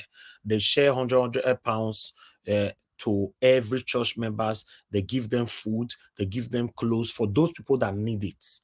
You understand? You know, it's government that is funding all these things. But how many Nigerian church they do it for Nigeria like that? Say as Christmas come, Nigeria, or New Year come, say every church members, each person may not take 100,000. How many? Or even for 5,000 naira. How many?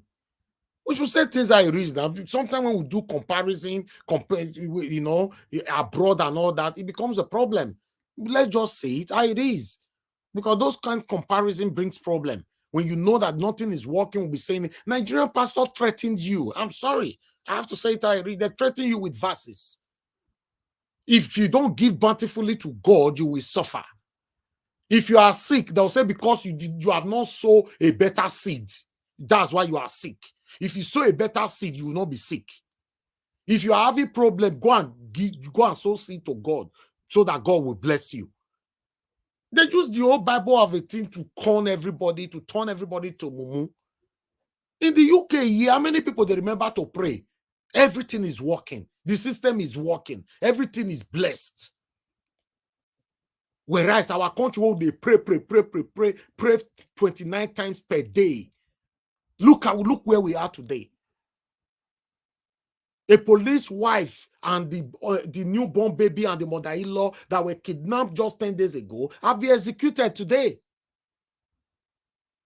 This is the same country where we pray and pray and pray and preach tithes to people all the time. I'm a Christian. Those of you listening to me, don't get me wrong. I'm a Christian.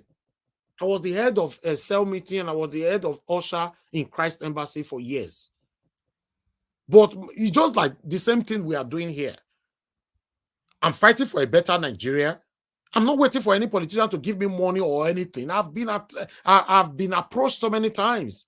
It doesn't mean I'm richer than anybody talking to me right now, but it shows that I'm contented. I want to live a better life and have clear heart. We cannot say because everybody is we all are Christian, you know, like the way Mother Patricia said it. That's when I came in. If Mother Patricia said allegedly, for me, I found never talk put. She said we should go and find out that is there. No, there's nothing like that in the whole UK. whether she says Germany or France, if I not even talk, we cannot do there. But not the country where me dey. The UK government fund church to look after their members. Why Nigerian churches, pastors will threaten you? They will threaten, they go build school. Their members cannot attend the school. They will build hotels. Their members cannot book in the hotel. They will build a different kind of things. You cannot, and you be member, you are a consecrated member of that particular church. If you want to go there, we have a lot to say now.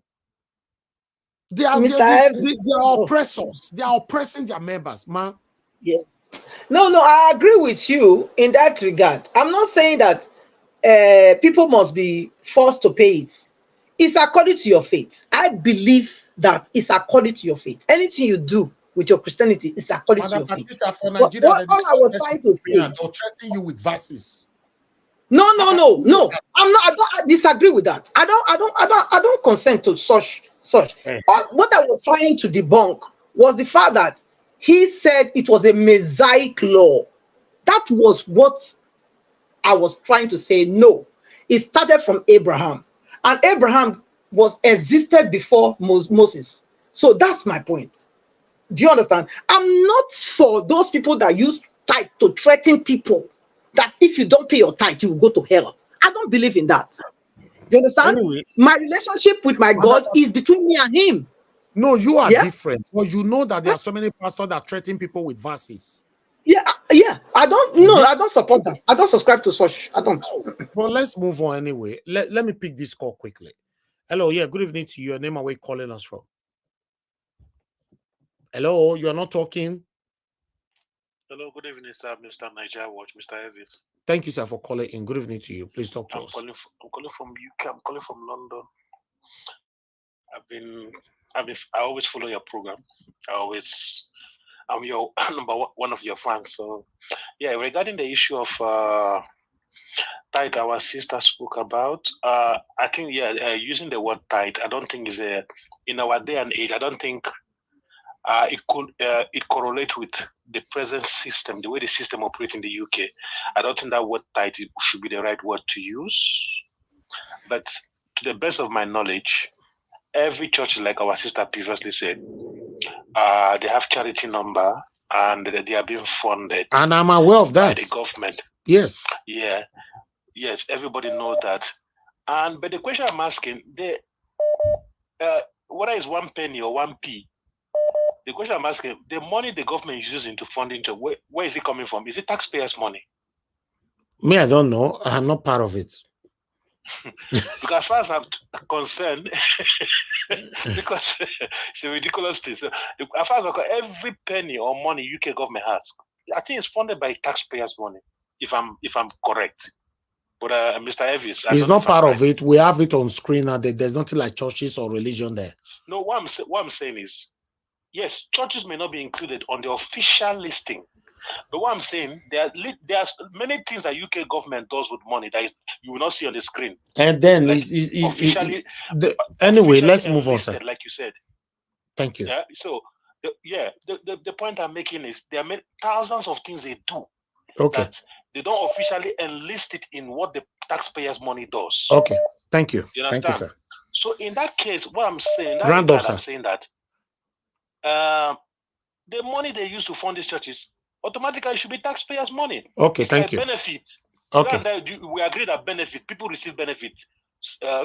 See, if you claim single parent, different kind of benefit, disabled, different. All right, sir. You'll be talking now for almost 3 minutes. Thank you very much, sir. Thank you. God bless you. Thank you. All right. Yes, sir. All right. Okay. Yes, all right. I'm picking the last call because we need to go back to this particular topic that we came here for. Good evening to you. Your name and where you calling us from? Good evening. I'm Oduware Benin. Mr. Oduware, you're on the phone today. Good evening to you, sir. Talk to us. Thank you. I want to correct something because our sister just said a tithe was being paid by Abraham. It started from Abraham. That is not Mosaic law. A tithe is complete Mosaic law, and it's not given to the conditions of Christian that is paying it to them. What Abraham Abraham did, what Melchizedek did, Abraham and Melchizedek did was not tight. According to what happened in the Bible, it said Abraham's nephew, which was Lot, that a foreigner came to fight Lot and destroy his house, collect all his properties, and which Abraham is elder to Lot. So it's not younger brother to Lot, it's elder to Lot. According to the practice of them, the Edo we are practicing it, I don't know if they have changed it now. When a younger brother died, the elder cannot collect his property. All right. So that was what happened to Abraham. Thank you. Can I complete it? Yeah, complete it quickly, sir. When he now sent people to go and recover his brother property that those people collected, those who came to buy his brother collected, because he cannot inherit his elder brother, a younger brother property, he now said, give it to people who don't have, like Melchizedek was a priest, which he doesn't have enough, he doesn't have to survive on. He said, give to him. He said, my followers, who the Abraham servant, he said, share this among yourself, but give this one to Melchizedek. So it was not tight. It was a recovering property of his younger brother, which he cannot inherit. So that was what he did to Melchizedek. So that is the truth. Thank you, sir. Thank you very much, sir. God bless you, sir. Yes, sir. All right, callers, I will need to go back to the topic we came here for. I appreciate every one of you. Thank you very much for your time with us. Please press on the like button and help us to share. I'd like to appreciate you. Jeko Obedient, thank you very much earlier on for the super chat. May God bless you. God bless every one of you that just joined us right there by the Iris Finance. I can see you on the comment section. Thank you very much, Madam Martina Obasu TV, Delaya Ogobi, and many others right there. May God bless you all. Press on the like button and help us to share. Let me call on Madam Patricia, don't talk to us. Let me call on Madam Rita. Madam Rita, good evening to you, man. Please talk to us. Good afternoon, Mr. Elvis. Good afternoon, everyone in the panel. Madam Patricia, Mr. Jonathan, Madam Luke, my lovely mommy diaspora, and everybody that's watching from home and the very, very active comment section. Today is a great day. I'm very happy today. Today is a great day because today is January 28th, 2024. Today is the day that the first Southwest, let me use the word, Yoruba man has raised a motion for the apparition in Aso Rock called Bola Ahmed Tinubu to be impeached. That is so wonderful. And you can see the man's body language was very definitive, very precise. In fact, he has the face of an agree. If you want to see, in fact, that man's face, what's his name, Dr. Ade Tokumbo Pearse, that is the face of an agree. That man's face should be a symbol when he was talking, because he was talking like a man that, you know what, I am fed up, I don't agree. This man, even if it's my brother from the Southwest, he gotta go because he doesn't know what he's doing. I am personally not interested in the administration or the leadership of the PDP, seriously speaking. So all that part about leadership, who left, who came, who merged, who didn't merge, personally, I'm not interested. Because the PDP is also is a mirror image of the APC. In fact, they are laterally inverted, I would say. So, I was listening to some certain things Dr. Pearse was talking about, and I wish he expatiated more on the issues of why he felt his brother should be impeached. He should have highlighted reasons. He was just making it general. And the National Assembly, he says, to do what is best for Nigeria. Please wake up and smell the coffee, like many Nigerians already woken up. The National Assembly has no interest in Nigeria. Their only interest is in themselves, and that's it. And the fact that he used the word he has gone senile. I don't know why Arise TV, they are very concerned about clarifying him using the clinical word Bola Ahmed Tinubu being senile, because they don't want to be charged tomorrow morning. Monday morning, the NBC will blast them with charges saying that you allowed somebody who is not fit to diagnose some sort of mental disability of the man at body loan. So that's why they kind of were sounding repetitive, asking him, how can you say that he's senile? Of course, a man that is talking blah, blah, blah, blah, blah, blah, You know, his eyes looks like he has jaundice. You know, he's not coherent. He's not stable. He can't walk well. We saw everything. You know, even in Chatham House, he couldn't even speak for himself. He allocated people to speak for him.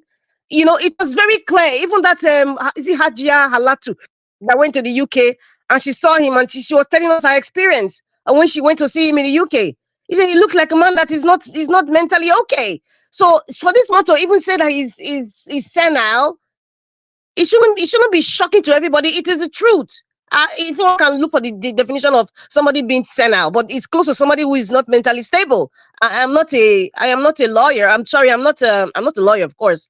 I am not a medical psychiatric doctor, you know, to diagnose that. But I mean, we're seeing different symptoms of somebody who is not mentally stable, you know. So, but this is what they wanted.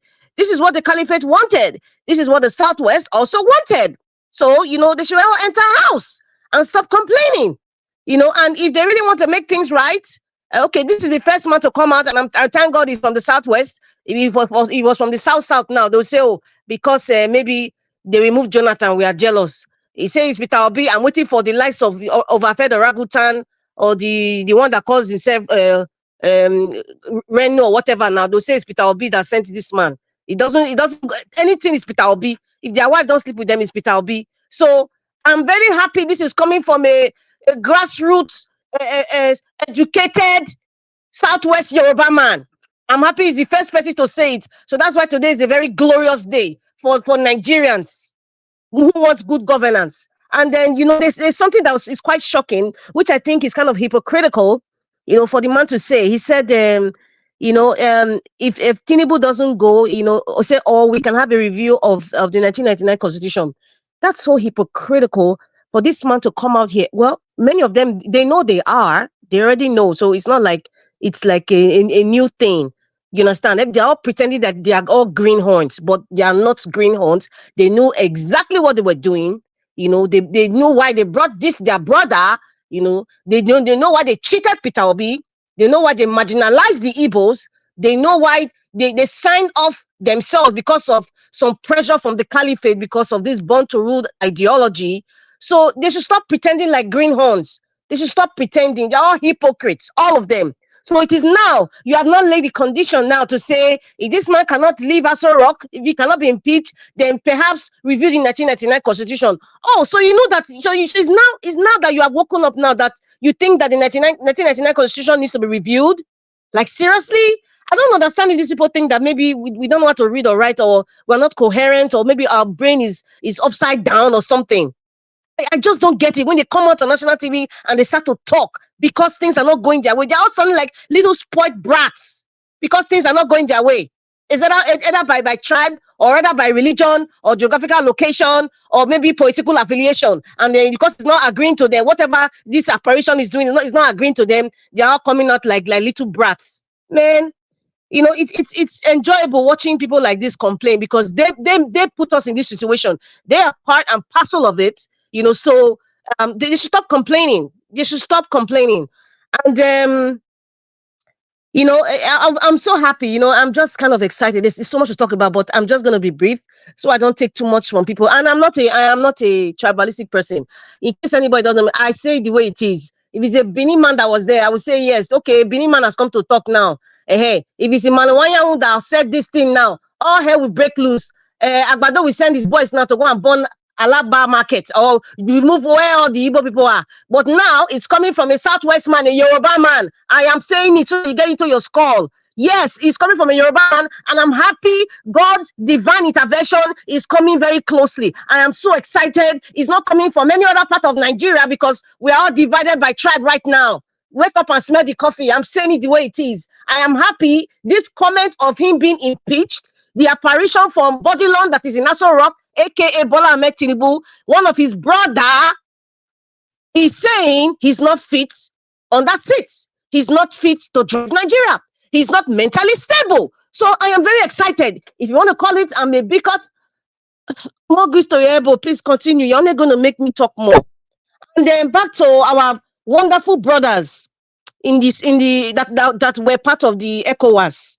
I am so happy. In fact, no, let me even talk about It's unfortunate. May the souls of the mother who was, the mother and child and, the family and the mother-in-law that passed on, may their souls rest in peace. Their only crime was that they were born in Nigeria and they lived in Nigeria. That's their only crime. So it's unfortunate. This is Niger State. So the likes of Babangida now, who is from Niger State, who is presently there now, they should look into it. They should speak up and do what they need to do. We all know that we are on our own. Everybody, Oyo is your case. Defend yourself. So it's one thing after the other. As we speak, somebody is being taken down right now. A child, a girl, a boy, a man or a woman is being taken down now. They are not even documented. So the one that is documented that we know, but may their souls rest in peace. That's my prayer for them, because this, I don't want to. It's like we're kind of normalized with this kidnapped, taking down people. It's our psyche is messed up in Nigeria. PTSD. In fact, the entire country needs therapy. Seriously speaking, Yahaya Bello's nephew. Okay. Let me just say, I just want to make one statement. Kogi State is the handbag of the caliphate. I'm just going to stop there. That's it. And for our brothers in Niger, Niger Republic, Mali, and Burkina Faso, that's the best decision that they've ever made so far. In fact, that's the best decision that they've made for the ECOWAS bloc. In fact, let me use the word Africa right now, so that every African should open their eyes. Perhaps the spirit of Patrice Mulumba, what's this man from Burkina Faso, Thomas Sankara, Mandela, all the Pan-Africanists, maybe their spirits are actually walking through many of these, this young generation to like wake up and start doing the needful. So this is one of the best decisions that I think that these three brave men have done, because the influence of the foreign powers, there's a comment I was reading from what you were reading out from that publication. It said they left. One of their reasons that they left because of the foreign powers, the influence of the foreign powers betraying the funding principles of ECOWAS.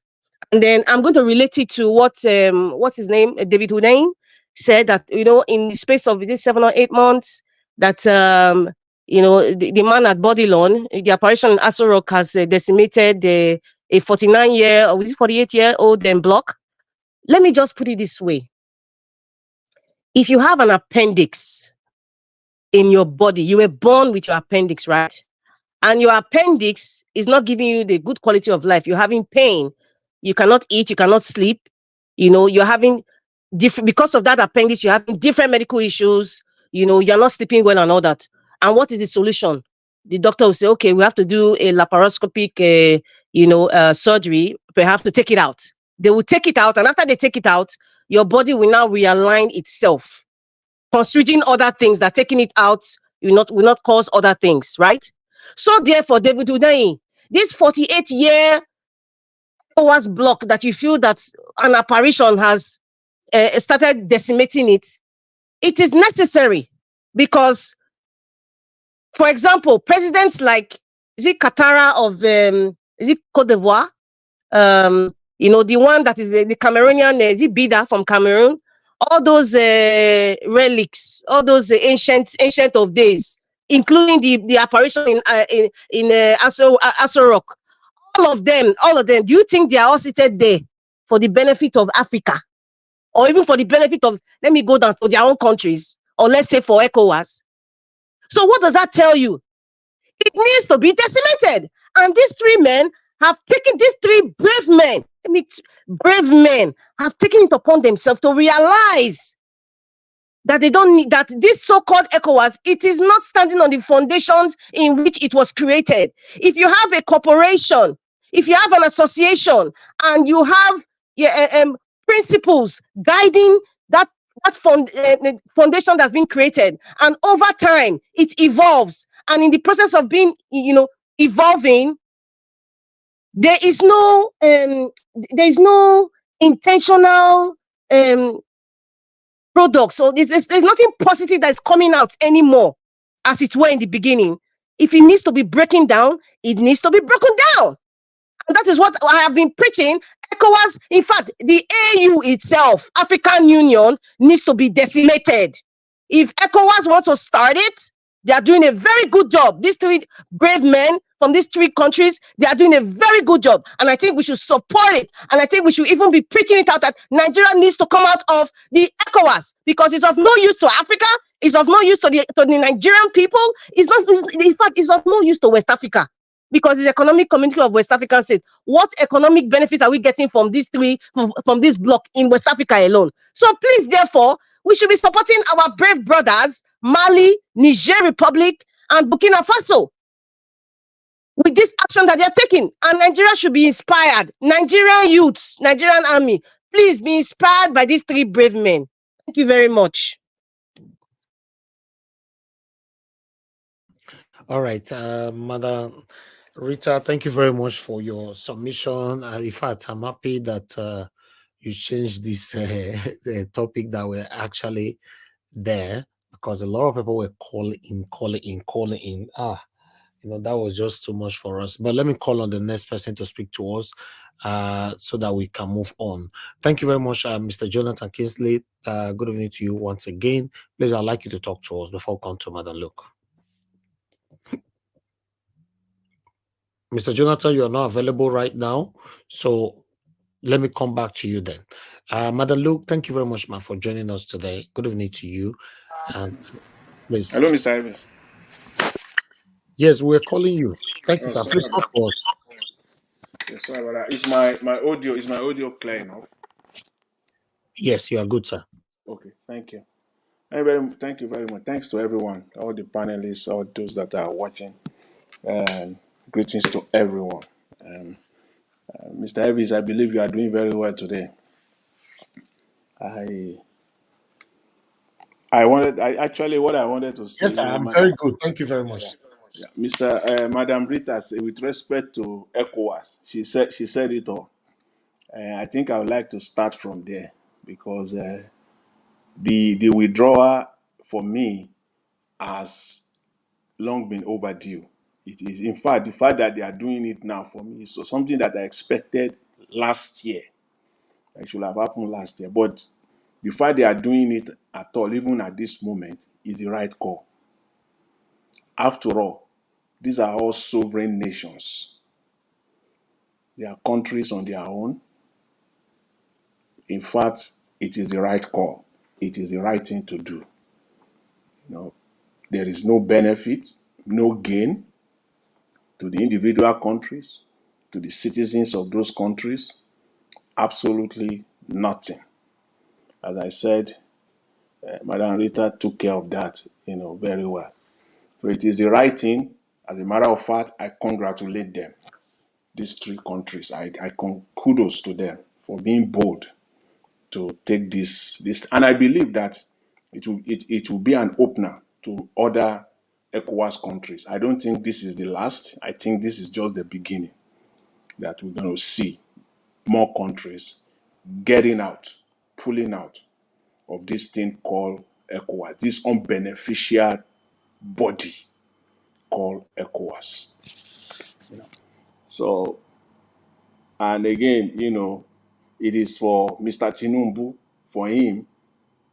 David Udein said, "Yeah, only 8 months." Yes, of course, it took him 8 months.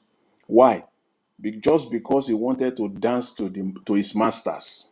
That's why. There is no any other reason. Because he wanted to dance to the tune of his masters. The Americans, the Europeans, just because of their own benefit alone, at the sacrifice of millions of Africans. So I'll leave it at that. And then, the man that spoke earlier today, Dr. Adetokunbo Pearse,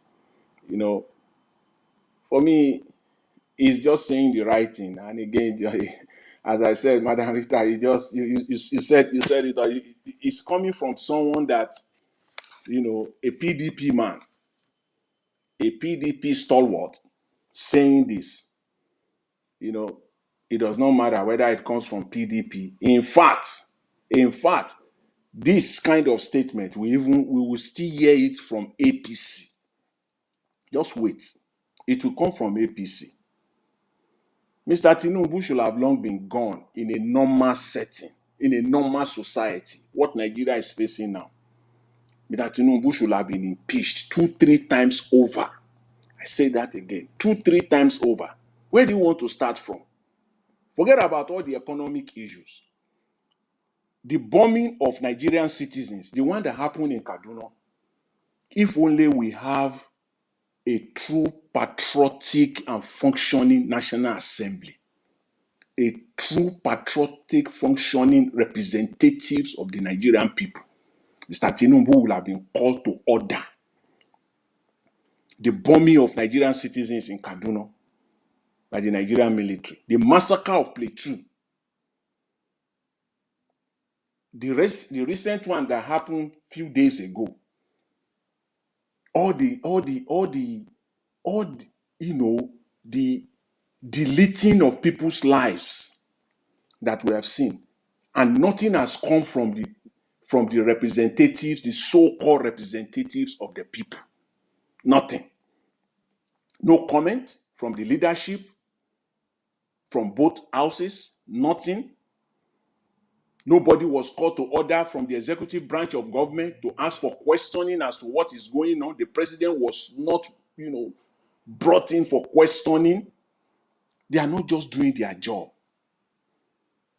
That's it. And all these are not even economic related issues per se. These are the lives of the citizens of the country that you are claiming to be in charge, or you claim to be in charge over. These are their lives and nothing at all. So, in a normal climate, he should have been impeached, or he would have been impeached 2-3 times over. Yes. Even if he survived one house, he will not survive the other. So even if he's still president, but it will be on record that this man has been impeached. At least this man, call Nigeria, call Mr. Tinubu. Are you kidding me? Everything that is happening in Nigeria today, and nothing from the so-called representative of the people. They just don't care. And Mr. Elvis, I want to dwell on the issue of the economy of Nigeria. And All right. today is the 20, if I'm not mistaken, today is the 28th. Today is the 28th of January 2024. And I want to respectively, humbly ask that this should be on record today. That on this platform that I have the privilege and the opportunity, I don't take it for granted to say one or two things. That should be on record. That anyone that will come and say, we're just talking and people are not putting solutions on the table. I want this one today to be on record. These are the things that Mr. Tinubu must do. The continued daily decimation of the Nigerian economy must stop. Otherwise, Nigeria is heading down. This country is going down. I mean down. And these are the things that must be done. All these things must be done clearly. All these things must be done. Number one, Mr. Tinubu must immediately, these are solutions. If they really mean it, if he really cares about Nigeria, and I believe they know these things. I believe they know these things. I believe very well that they know all these things. Make no mistake about it. But as a reminder to them, probably they don't have the capacity to do it. Number one, Mr. Tinubu must immediately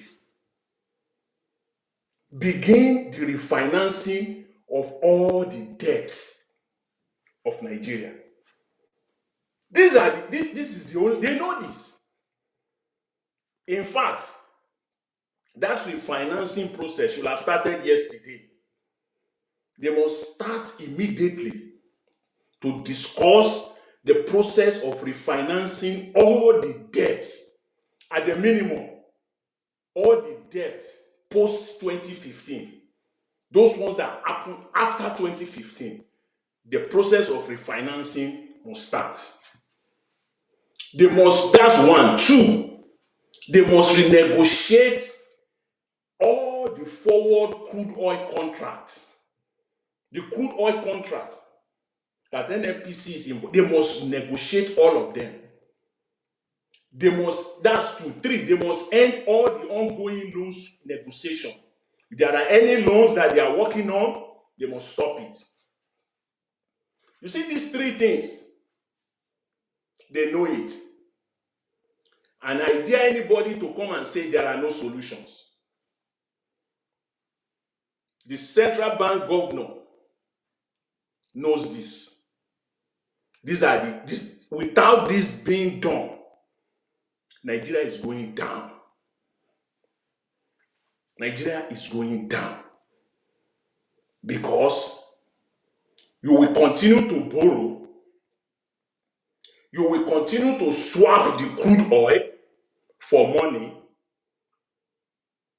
and there is no way Nigeria can get out of the net. The country is in a deep mess. So they must refinance all the debt that Nigeria has now. That process must start immediately. And finally, they must ask NNPC to begin immediately to remit all crude oil proceeds to the central bank, to the federation account. At the minimum, they must come clean to Nigeria that this money or monies are not there. There is no money to remit. You have to come clean to your people. You must come clean. If you cannot do that, then start remitting every dollar of the crude oil proceeds, whether it is direct sales, whether it is royalties that Nigeria is collecting. At least we know 15% of royalty is being collected. So if $10 million of crude oil is sold, Nigeria will get 15% of that. Where is that money? Are these companies not lifting crude oil anymore from Nigeria? Are crude oil vessels not coming in and out of Nigeria again? If not, tell us. And if vessels are still coming in to lift and to load crude oil, where is the royalty that Nigeria is collecting? If you don't do this, Nigeria is going down. So for anybody that comes and say solution, please, this is the day. The solution is on the table for them. They know this. They can refine it. They can restructure it. They have technocrats all over the place. They can do it the way they want to do it. But these are the core areas that they must deal with. Without this, that country is going down. There is there's no any other way you want to fix it. No any other way you want to fix it. If there are ways, I believe the likes of Adetokunbo Pearse that came up today probably will have said one or two things about it. And he said this is economic 101. It's as simple as it is. It's not complicated. See, NNPC, when Tinubu came in,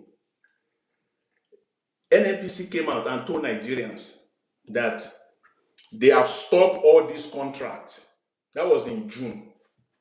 All this swap that they do, which means that crude oil the petrol that we are getting in Nigeria give those refineries free crude oil, free crude oil. And they refine it and bring it back to Nigeria. So if that is the case, please, people here, common sense, please.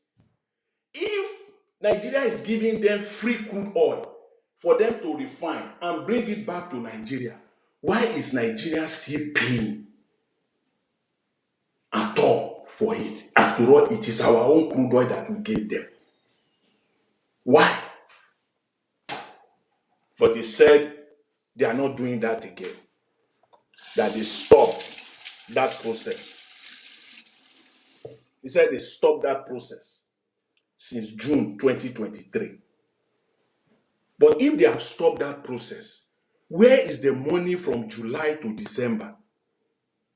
Why is Nigeria still borrowing?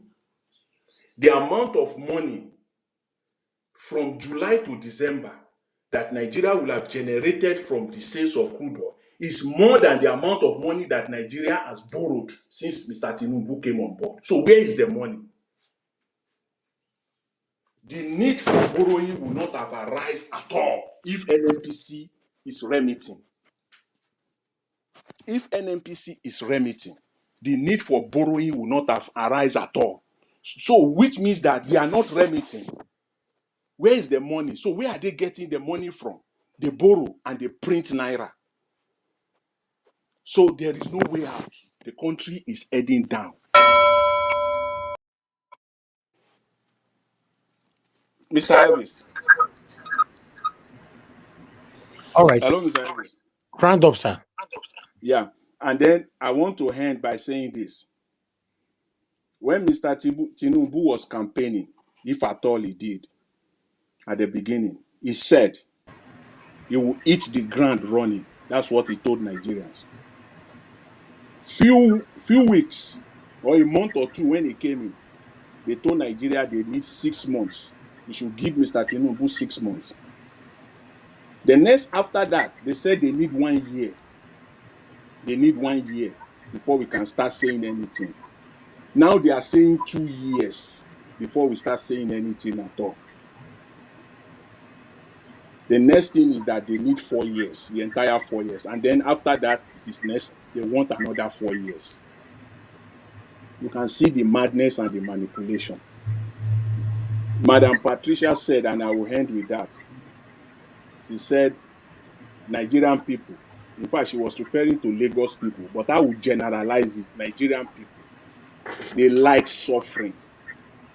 And that is an uncontestable fact. They like suffering. Mr. Elvis, I will leave it at that. Thank you very much. Thanks to everyone. Thank you very much, Mr. Jonathan. Trust me, we all are learning from you. Your submission is deep, is a deep analysis. You know, yes, thank you very much. We all know they are all listening to us. Yes. Thank you. Let me come to Madam Luke. Madam Luke, thank you very much, ma'am, for joining us tonight. Good evening to you. Please talk to us. Good afternoon, Niger Watch family, members of the comment section, the panelists, Mommy Diaspora, Madam Pat, Madam Rita, Sir Jonathan, everyone. It's a great day again today, and thank you for having me on the panel and as part of your Niger Watch family. Well, the good thing about speaking as the last person is that everybody has practically covered everything you want to say. So you don't have to say much. As for no vote of confidence in the president in Aso Rock, or the apparition in Aso Rock, as they want to call him, why are we surprised? We're not surprised at all. This is something that you don't even need a blind mind to tell you that when you steal something that doesn't belong to you, you can never manage it well. Even when you steal money that doesn't, you can never manage it well. And that is exactly what is happening to Tinubu and APC.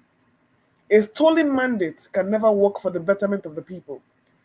Now we're calling for impeachment. Unfortunately, that is going to fall on deaf ears because we know that the only confidence Tinubu has leaving the country is because he has every arm of government on a chokehold. So, as for anybody removing him, you didn't remove him as a kingmaker for 20 years. It's now that he has the controls. He has the control tower. He has the flight module, the flight manual of Nigeria. That's where you're going to remove him. Oh, that is going to be a tough one, a very tall order. So in the meantime, the insecurity is going to continue. The crime spree is going to continue. The looting of the NNPC is going to continue. Like Sanusi said, where is the dollar? We will keep asking that question because we know where the dollar is going. It's going to the hands of a selected few, like the people who are celebrating their birthday in Grenada. So we know where the dollar is going. It's not to be used for the people in Nigeria. It's for the few who have been opportuned to steal, maim, and kill and remain in power. You want to bet that all this Tinubu is working with, he will rule by proxy for the next till he clones himself or till whatever he wants to do with his body to make sure he remains in power, even when they hand over to whoever they're going to hand over. He will have Nigeria on a lockdown. These ones that the Northerners are baying and those are the ones that are just falling out of favor. The real ones that are with him, like Ganduji and all, they are not complaining now until they're no longer in office. So we have different parts of the North that are complaining about the Lagos boys. But the Kaduna boys are still with Tinubu. So they will keep fighting and fractionalizing until, like I said, we're going to watch and see how this is going to go bust. As for PDP realignment in Lagos, well, I don't think anything good can come out of PDP. And unfortunately, any new party or anything is going to be the same recycled old buzzards, political buzzards, jumping from place to place and perching from place to place. So that area looks very, very grim, extremely grim.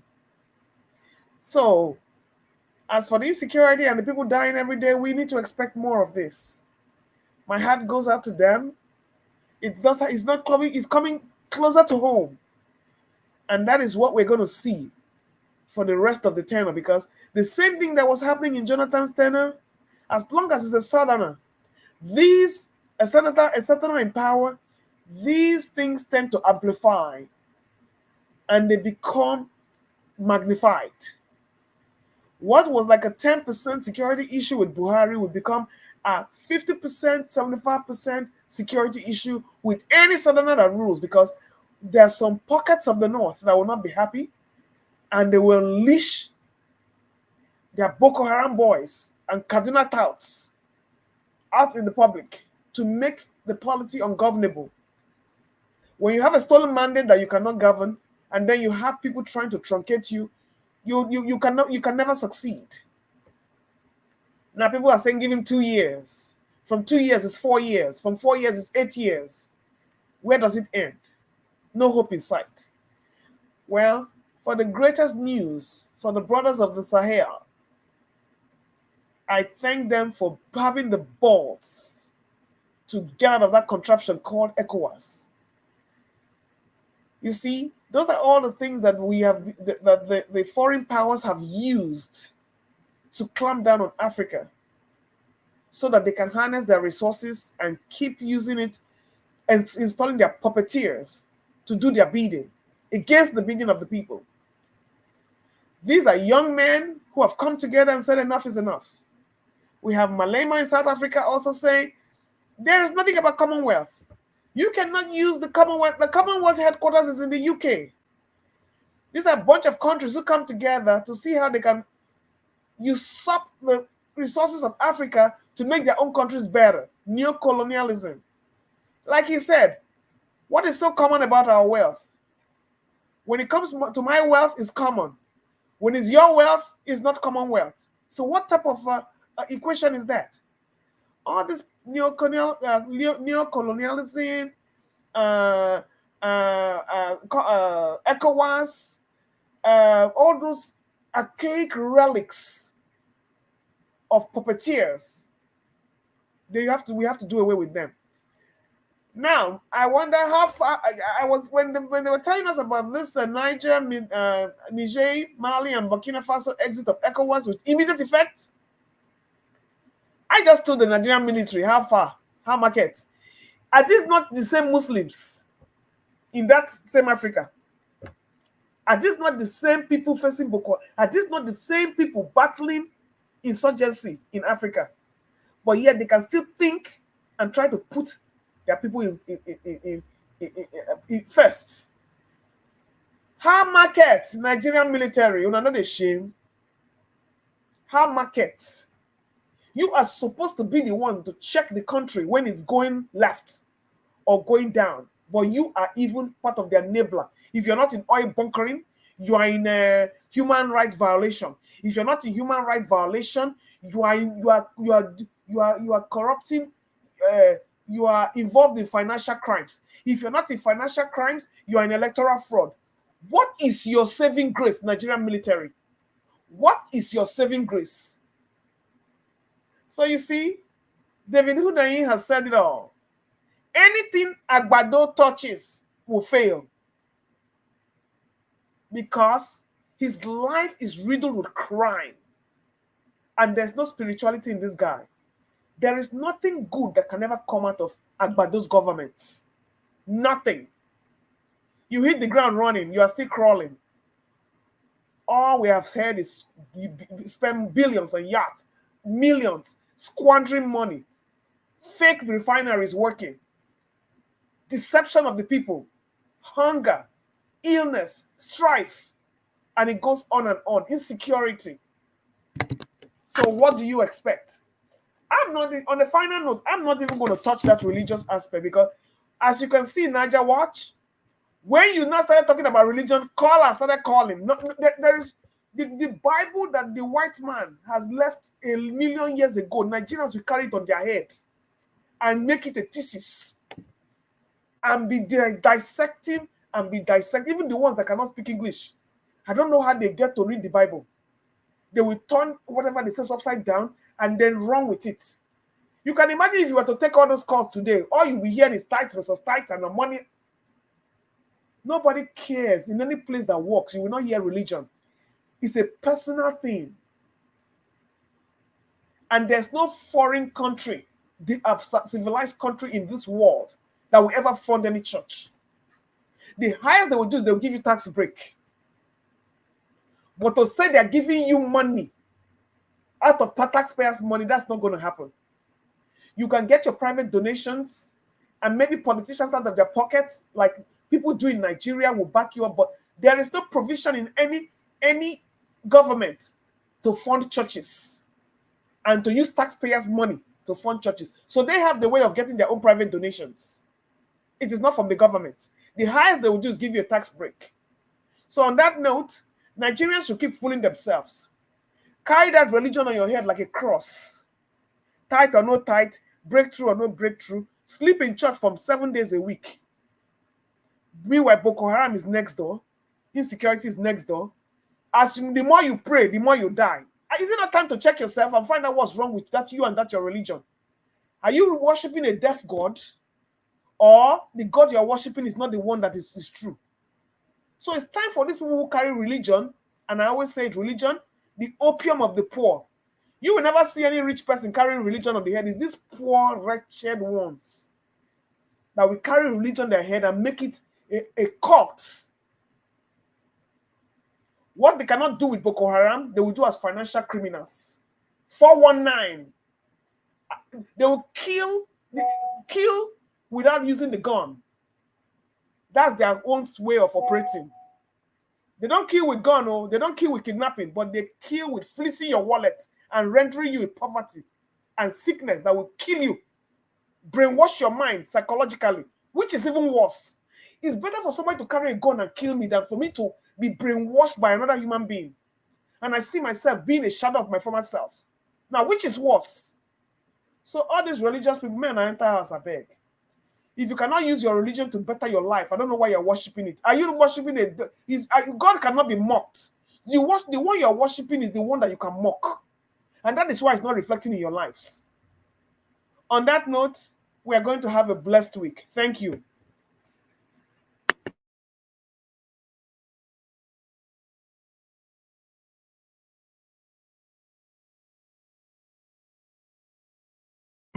Thank you, Madam Luke. Thank you very much for your wonderful submission right there. Thanks for saying it how it is, because it's pathetic. We can't continue to talk like this and we remain like this. It's very, very sad that things are getting worse every day. But I just hope that all Nigerians can see things together. All of us can see these old things together and do something about it. But it looks like if you go to other social media platforms like Instagram, Instagram and Facebook, let me say, because YouTube and Twitter, Nigerians on YouTube and Twitter are doing well. But Instagram and Facebook, oh my God, it looks like nothing is happening in Nigeria for those two apps. I don't understand, and they are the one living there. So I don't know. Meanwhile, let's move on. And I also like the part where you talk that when Madam Patricia talked about religion and all that, and people were they started calling in. Yes, when it comes to religion, Nigerians, they get carried away, and everybody get confused, and argument everywhere. So it's part of the problems that we're facing today. Let's say it how it is. It's part of the problems we're facing today. Although many are not agreeing or accepting it, but it is. Religionism is a big problem in Nigeria, a very massive one. Massive one. But meanwhile, I wanted to have a final submission right now, but Black Panther just coming in. Black Panther, I'm going to give you 5 minutes to give your submission, and then you're also going to have another 5 minutes for your final submission later on. Please, okay, I have somebody calling in. Please hold on, Black Panther. Let me pick this call. Mr. Ben, thanks for calling in. Please talk to us. Good evening to you. Hello, good afternoon, my big Onwale. I greet you and I greet everybody on the panel. Thank you, my brother. Like you just rightly says, religion is a problem, a very big problem, back home. That's why our country, Nigeria, has been divided along ethnic lines, religious lines, because every time there's, think about it, every time there's an election, what do people argue about? Oh, he's from the south, he's from the north, he's from the east, he's from the west, or he's a Muslim, he's a Christian. And these politicians, they are so smart that they know that once you can use those indices to conquer Nigerians during that election period, you've won them over. That's why every time there's any argument that is religion based, there's always an opera. People go call, people go shout, because not religion, they don't take, spoil our minds back home, and that's why there's no growth. And I'm sorry to say this, whoever is listening to me right now, there will never be any kind of significant growth back home in Nigeria, because everybody has already been divided along ethnic and religious lines. Exactly. That's all I have to say. So I want to thank you very much. I agree with you 100%, my brother. Thank you. Yes, it's the fact. We have to say it how it is. If you see, we're discussing just now, everybody will have an interest on that religious discussion. And at the end of the day, I don't have problem with that, Okay, Princess, you said the subject of religion is such a hot topic. Please, listeners. Yeah, we can hear you now. Yeah. Oh, okay. I don't know. I didn't know. I don't know what happened. What I was saying,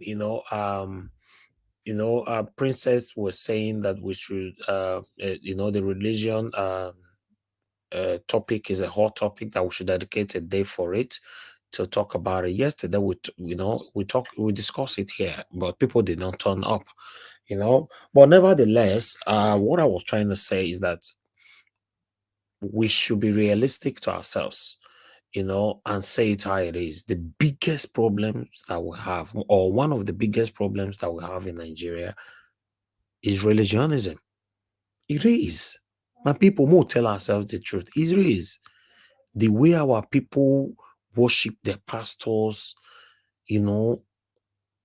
I don't understand what is happening. Now so we supposed to serve God the way we are serving it in Nigeria.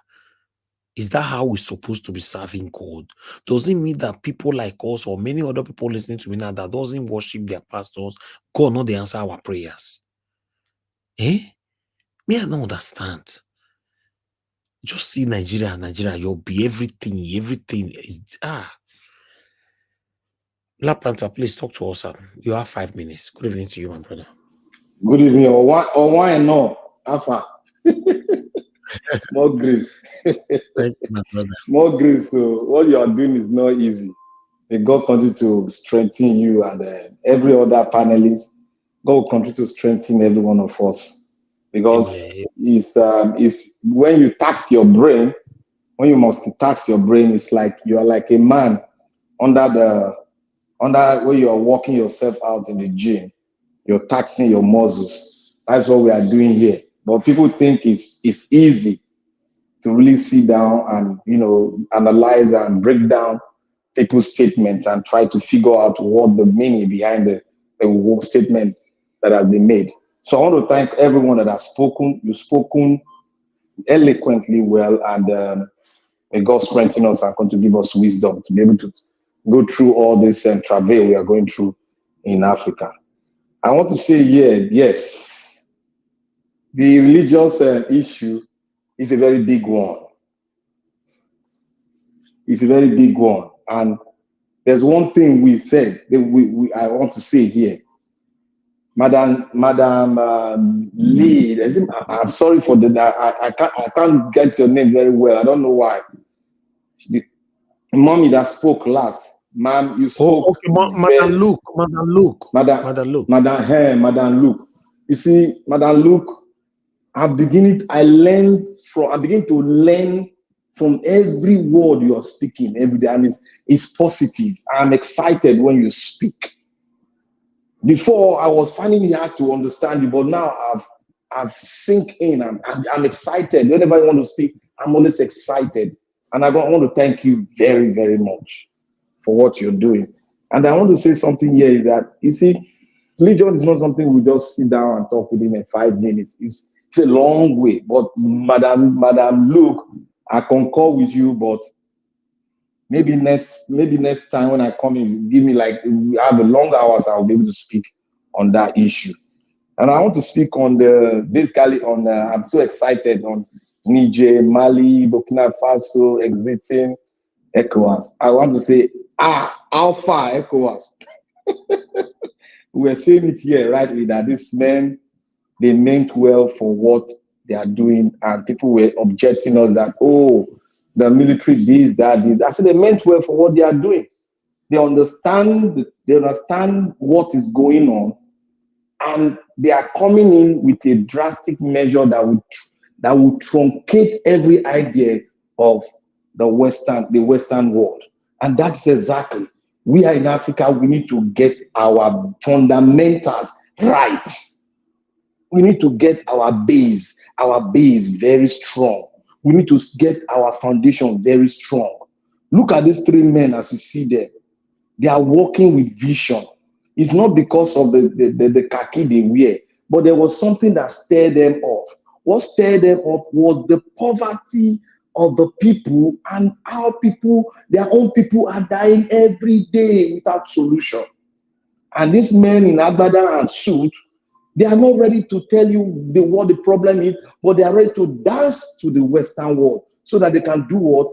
Take money from there. It's just like what some of our forefathers did during the era where the white men came and now have to suppress us. And know what happened? Our own men, our own people started taking money from them and started selling our people out. This is the new era. And if Nigeria cannot do it, these 3 men have started on a very strong trajectory. And I pray, let us continue to pray for them, because these 3 men need prayer so that they can get over it. When they get over it, I think it's going to have a ripple effect on all the African countries, that African countries can stand without border and stand as one and dictate their own destiny, how their own destiny shall be. You see the Burkina Faso man, He came in, he changed everything. The constitution, boom. A referendum, he brought it. The other man, the Nigerian Republic man, has started doing the thing the Burkina Faso man has done. The Mali man has done his own too. These are the things we are saying. We are saying here that, look, what we need to do in Nigeria, we need to get our foundation well. When we get our foundation by setting up a new constitution, and who can give us this thing? It is still the same person that gave us that wrong thing. It is this person that we enact a new law that will bring the people to converge in a place, to sit down and have a referendum on the new constitution. If we want the new constitution, the referendum will speak. If we don't want to continue with this, it will speak too. So that is kind of thing we want to see. And I thank the 3 military generals. They are heroes of Africa.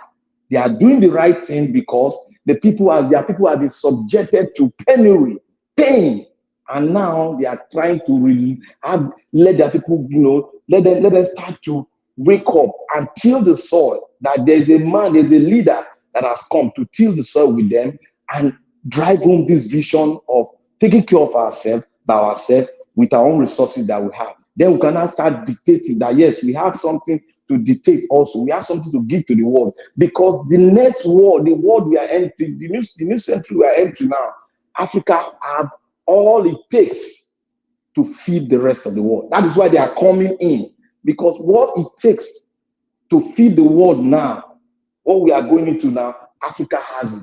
That is why I said one thing. When the Chinese are coming, when the English is coming, when the French is coming, that tells us that we have something that they need drastically. That is why we have to make sure we close our border and start telling them, let's come to a round table. If you want to do this, this is what I want you to do before the deals can go. That is what we should be doing. And I just want to say something here. Madam, people that are saying tithing. I want to ask every one of them a question. Why did Jesus come? Why did he come? Why was the last prophet? Why did he come? And for who did he come for? That's the question I want to ask. And I want to say something again. Why is it that the Nigerian churches are mixing the Old Testament with the New Testament? Why are they standing as a prophet, as a priest to the people that have joint heir with Christ onto the throne? Why? Those are the questions we should ask ourselves. And when they talk about tithe is subject. It's not, I won't go too deep because I need to bring some couple of verses so that I can be able to tender it. Let us see how they will be able to turn this upside down. Because Christ came for one thing, for the abolition of the old laws. And he is the new law. So when you go back to the old law, that means you are saying that Christ did not come for you. So I want to say now, what the old law, tithing, is it part of the New Testament or not? So that question is for them. Go and research your Bible. We are very lazy in studying our Bible. What we do, we go to Sunday and listen to the pastor to feed us. But we don't subject ourselves down, being under the tutorial of the Holy Spirit so that we can learn the scripture ourselves and be able to interpret it ourselves, because the power to interpret is in every one of us. It's when you desire it, then you hear it. So we should sit down, desire it, learn it, and be able to minister it. Not come here and say, oh, we must tithe. The government is tithing. Who said the government will? How can government tithe to the church? How can you mention tithe when you are talking about governance? The house of God is a charity home, and these people register as a charity home. What does charity home mean in government? It's an abstract hand of government to the people who are in need. The Bible says we must have poor people around us. That was why they register under charity. And in Nigeria, they say the house of God is not a charity home. I can tell you the pastor that said, but I won't say it now. The pastor said it. He said the house of God is not a charity home. That is the man of God in Nigeria. They are busy buying private jets, and we are busy supporting them. We are busy supporting them. It's tithing meant for you to build new churches. Is tithing meant for you to pay them salary? Ask yourself that question. Is this scriptural? Even if you want to pay tithing, How can you pay God? How can you pay God for you to get something from God? Was that not the Old Testament? What happened to Hannah? Hannah went to Shiloh and gave double offering in Shiloh. What happened? The priest said your prayers are the answer. That was the Old Testament. So anything they preach now say you should give something to God for God to answer. That's the Old Testament. We should study and be wise. The Bible is the totality of Jesus Christ. So we should study why did he come. Then you will begin to understand the scripture from that place. And everybody should have to seek for the spirit of discernment so that you're able to separate the word from those vague words that those men are preaching. Because the Bible said we are going to have a lot of fake pastors. Please, I beseech every Christian, make yourself available and study the scripture, seeking for the understanding and the wisdom properly. And let us not just come and mix the Bible up and say Jesus Christ came for nothing. Thank you, Mr. Nagawaj. All right, thank you. You still managed to bring religion inside again. Okay, no wahala. Thank you very much, my lovely brother. I appreciate you. Thanks for your submission. Okay, let's move on. Let me go back to Mother Patricia. Mother Patricia, thank you very much. Oh, Mother Patricia, I beg your hold on. Oga Chris, talk to us. Talk to us. Good evening to you. Please talk to us. And good evening, sir, Mr. Nigerian. And good evening, everybody in the panel, the comment section, and people watching us from their home. And my name is Chris. I'm calling from Dublin. Can you hear me? Yes, sir. And good evening, sir, Mr. Nigerian. I think I just want to add my voice to the voices of the people that have spoken. Yes, concerning the issue of this tax and church, I think to some large extent, Madam Patricia, she's right, because in Denmark, I'll say what happens in Denmark. In Denmark, what they do is that before you register as a first-time resident, they ask you the church you belong to. If you are not a Christian, fine, there's no problem. But if you tell them the church you belong to, then they will now ask you. So we were arguing about UK, not Denmark. We didn't argue anything about other country, only UK. Okay, if it is UK, then I don't know anything about the UK. Because in Denmark, they ask you if you want to pay church tax, and if you agree, then they take it from your salary every month. But you have to agree. Once you tell them yes, then they take it and they give it back to the church. That's it. Then for the people that left ECOWAS, I think this is a constant reminder, like some of us have been saying, that what is actually holding us down is not the colonial master. We are free already. It is our greed. It is our greed and the lack of love for our leaders to develop our nation that is the problem that is holding African nations down. Because African leaders, they usually get to power by all manner of deceit, all manner of deception. And when they get to power, they rely on these Western leaders to keep them in power. So in so doing, they pretend as if they are serving the people, whereas they become the puppets of this colonial master. And at the end of the day, we keep blaming the colonial master. Look at these young people now. It's not very clear that these three leaders, they have the love of their country in their hearts. Why did the colonial master not stop them from leaving the ECOWAS? Because any leader that decides that has taken this kind of drastic measure, it's a clear indication that these people mean well for their nation. So I think we need to keep holding our leaders accountable instead of blaming colonial. Like the question I keep asking, is it not the same people that colonized India? They colonized Singapore. They colonized South Korea. Name all of them, Malaysia and the rest. Why is it that it's only Africa that are still crying colonial master, colonial master? I think we have to love ourselves. We have to love ourselves. And we have to love ourselves more. That is the only way we can bring effective development through effective leadership to African nations. Thank you very much and good evening. All right. Thank you very much, Mr. Chris. I really do appreciate you. Let me pick another call here. Madam Origin, thanks for calling in. Good evening to you, ma'am. Please talk to us. Hello. Good evening to you, ma'am. Please talk to us. Thank you very much for calling in. Hello, everyone. God bless you all. Happy Sunday. This is another wonderful day. Everyone, I greet everyone. This is another day of brainstorming, doing the right thing, and Mr. Niger was nobody has commented on this wonderful, is it organic group that, kind of summarized what we were doing, and I applaud them. I thank them for, reaching out and making that video to just buttress and to, thank you for what you're doing. I joined them to say thank you for what you're doing. Thank you, ma. Another day, another wonderful day that you are here, and we're here to support, educate ourselves, brainstorm.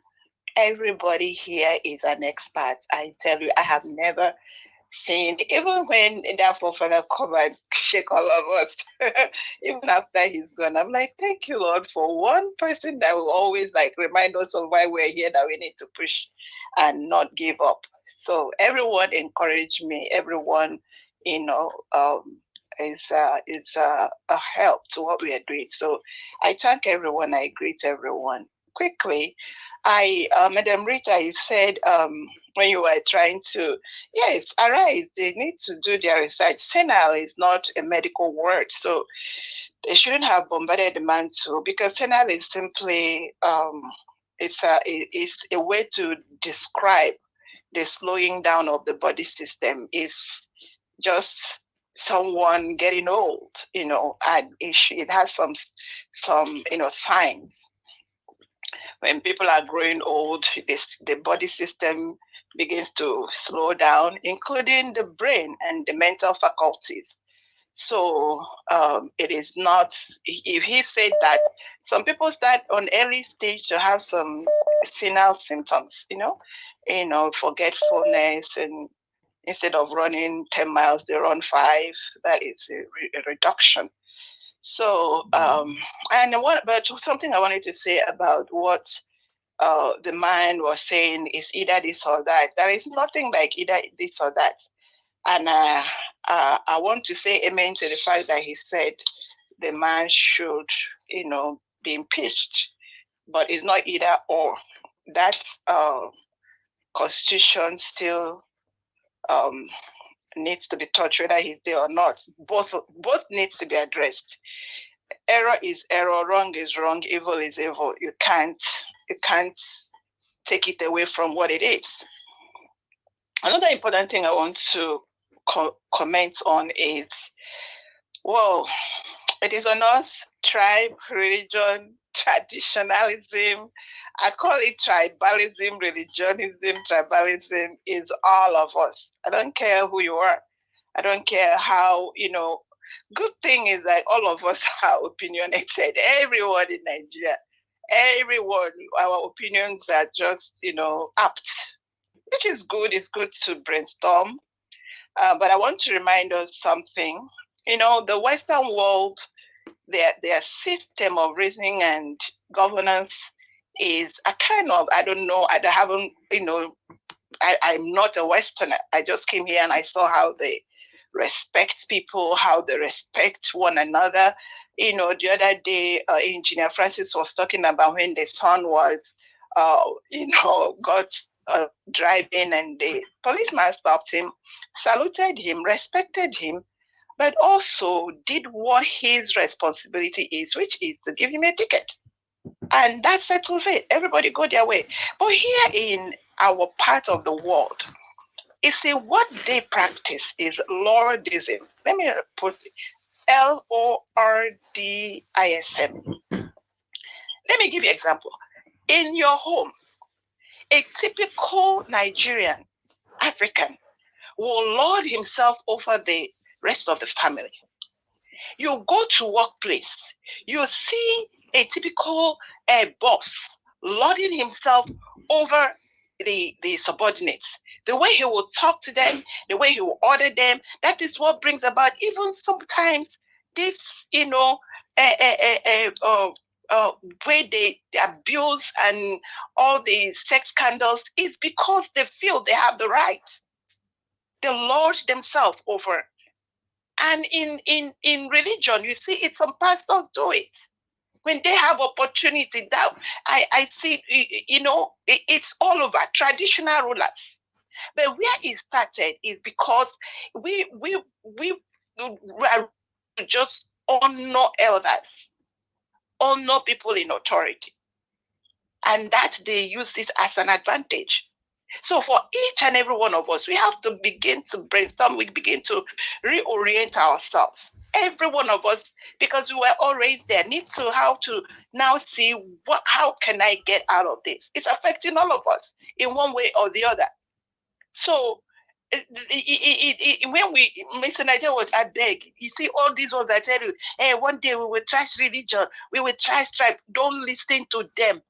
You see, if they will scatter your platform with arguments, because everybody have it. Everybody thinks their tribe is better, this is better, their religion is better. They will to that day fire will catch everywhere. So you just pray.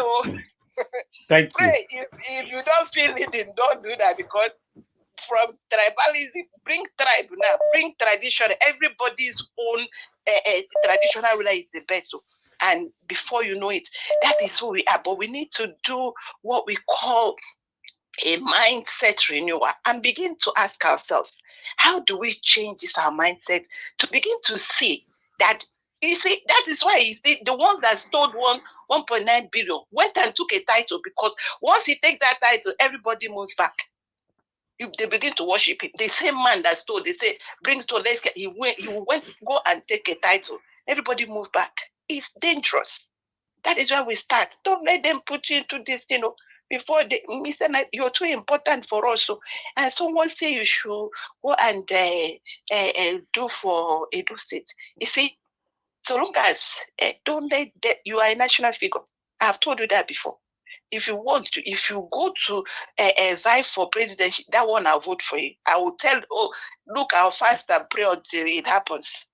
But Edo, go and put, when the person at the helm of affairs will mandate you that if you don't bring all the money in Edo to give to him, then Casablanca, where are you running to? I beg, brother, just do what is right. Stay with us, so national. That's where you are. God bless you. Arrested them. Thank you. Thank you very much, Madam Noriji. Thank you. All right. If I have to quickly comment on what, because I didn't have got the time to talk on what Mr. Chris was talking about before I will call on Madam Patricia. Oh God, another person don't call again. Okay. Okay, Mr. Dele, thanks for calling in, sir. You'll be calling in since that's why I picked. So please talk to us. Good evening to you. Hello. Oh, at the talk. Oh, good evening to you, sir. Please talk to us. Oh, good evening. Good evening, Ms. Service and Niger Watch crew and family. Hope everyone's doing well. I just wanted to quickly touch on this topic regarding the UK funding churches. I think that's actually not true per se. It's not an accurate description of what happens. The churches in the UK are registered as charities. The UK funds gives grants to charities, qualified grants, not just for anything, but it has to be qualified, either something that supports a cause or the people, or that help in some way. And those grants are not necessarily cash. It could be that they're given property or land to use for a certain amount of time. Now there are conditions to that, and part of the condition would be that they would have access to how that money is spent. They can probe the church. Even the fact that the church is a charity, it gives them access to your books. And an example of that is there was a church, I don't know if it's still there. This was when I used to live in the UK. There was a church there. There's a church called Kingsway that was based somewhere around Hackney, and they had issues with the funding because they saw that the geo and all that, there was seemed to be this spending, kind of extraordinary amount of money that was being spent, and the government probed that church at that time. It's the largest church in the UK. It's a Nigerian church, and it was probed, and they went into their books to see how much the pastor was paying himself. Oshimolowo, I think that's his name, paying himself, KICC, paying himself, and how much was being spent on the church itself. So there's a distinction between what the pastor actually makes and he pays himself and what goes to the church. And that's how it's done in the UK. And it's similar to how it's done here in the US as well. I just wanted to touch on that the UK does not fund churches as such.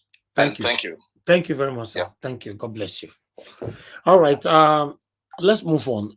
According to the submission of Mr. Chris earlier on, you see, on this platform, many of us come here to blame our colonial masters. For the wrong of Wike, you see people blame colonial master. For the wrong of Tinubu, people will blame colonial master. For the wrong of Obaseki, they will blame the colonial master. What about the previous satanic presidents that have ruled Nigeria? They will blame the colonial masters.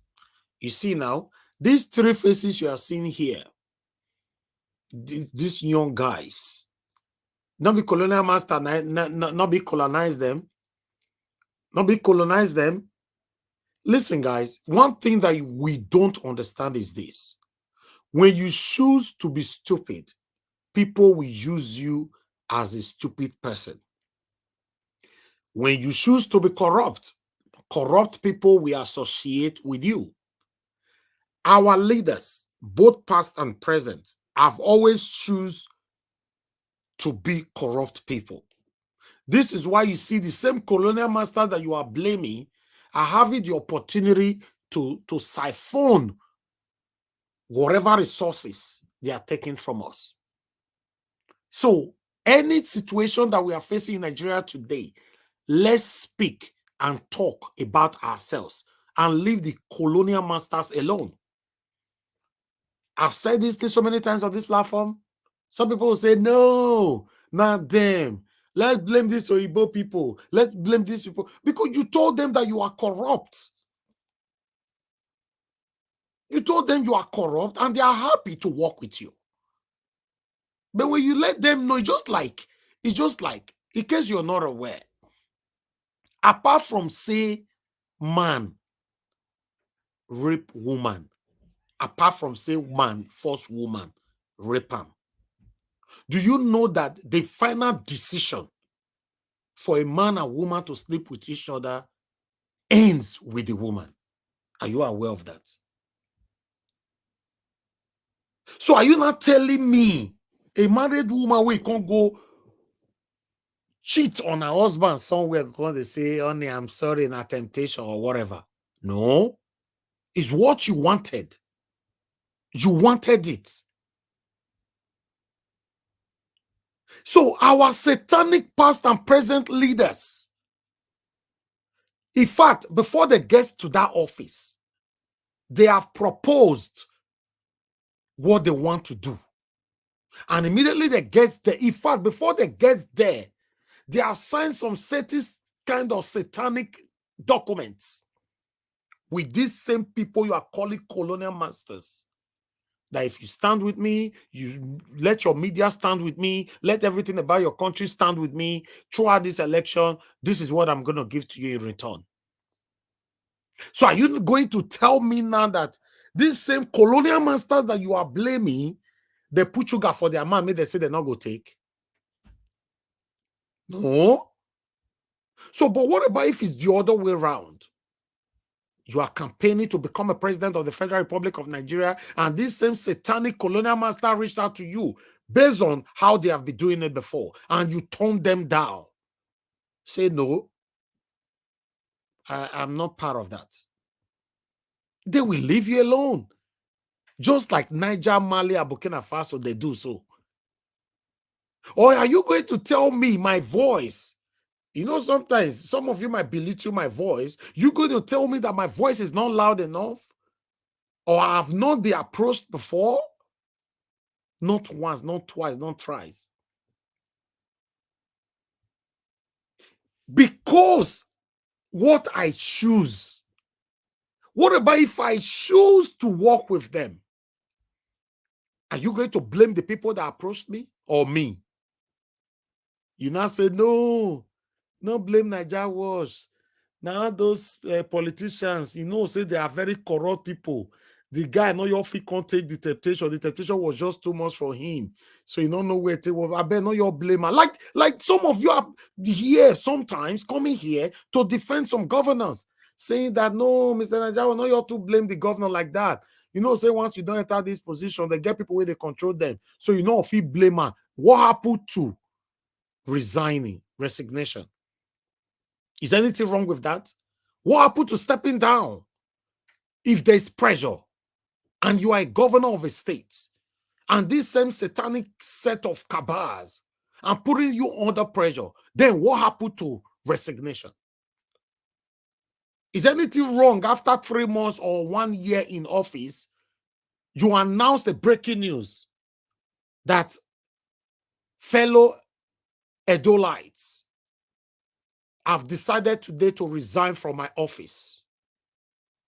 From today, just like the same Niger, Mali, Burkina Faso talk, so now say, did they exit from ECOWAS with immediate effect? The same announcement you go talk that I've only run for 1 year, but I've decided to resign today. You can put it like this. To the really best no to me, but I'm resigning. Don't worry. We have lots of learned and smart people or Nigerians all over the world that will digest why you are resigning. Especially if you were doing something right within that 1 year or 2 years. They'll say, Kai, they don't pressure this man. Just do the right thing. Even though now 1 year you spend for there, let people sing your praises. Let people reference to your name. Let people talk about your footprint. So why do people come here to say, oh, I wanted to, but actually the thing can't happen, it not can't work? Because you choose to be satanic. Then some people will also come like this. My brother, forget that thing because you never see money will tempt you. If you see better money, bury money. My brother, a person doesn't know when we go do it. My brother, that is how your mindset have been put together by yourself.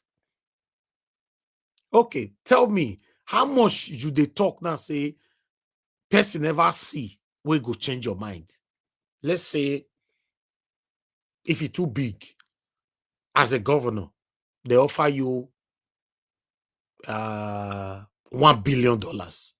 So what are you going to do with it? Because as a governor, to the best of my knowledge, any governor in Nigeria, before you become a governor, you already have a house because you cannot be poor to become a governor. Right? You already have a house, you have car, and I can still bet that you already have money that will sustain you and your immediate family in the rest of your life.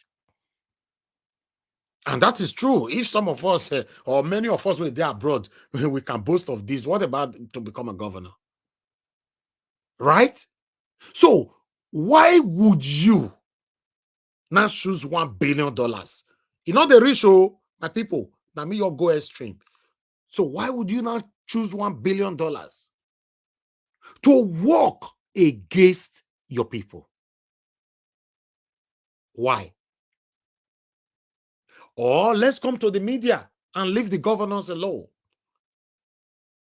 A lot of medias who were campaigning for Mr. Peter Obi, many of them don't enter house. And a lot of them who were campaigning were also doing it because of money.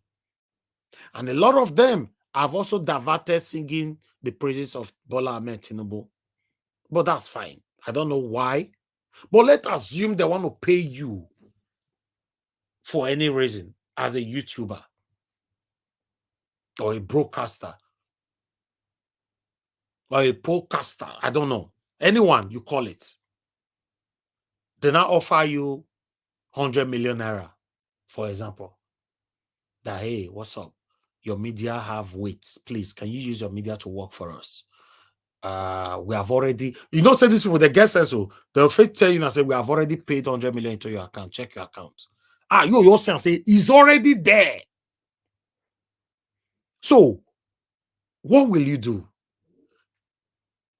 You now come to media like this and now say, actually, as Mother Luke, they talk, you just now say, no, Mother Luke, no. You know, you are wrong. You are wrong. You are very, very wrong.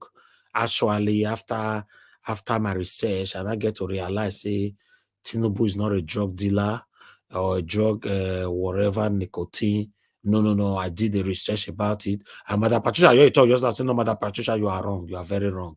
You know, everything where they talk about Tinubu during the time of the campaign, you know, was lies. I did the research about it. No matter what you go can't talk, I would cut everybody off just because of money. Ah, my brother, my sister, what happened to your name then?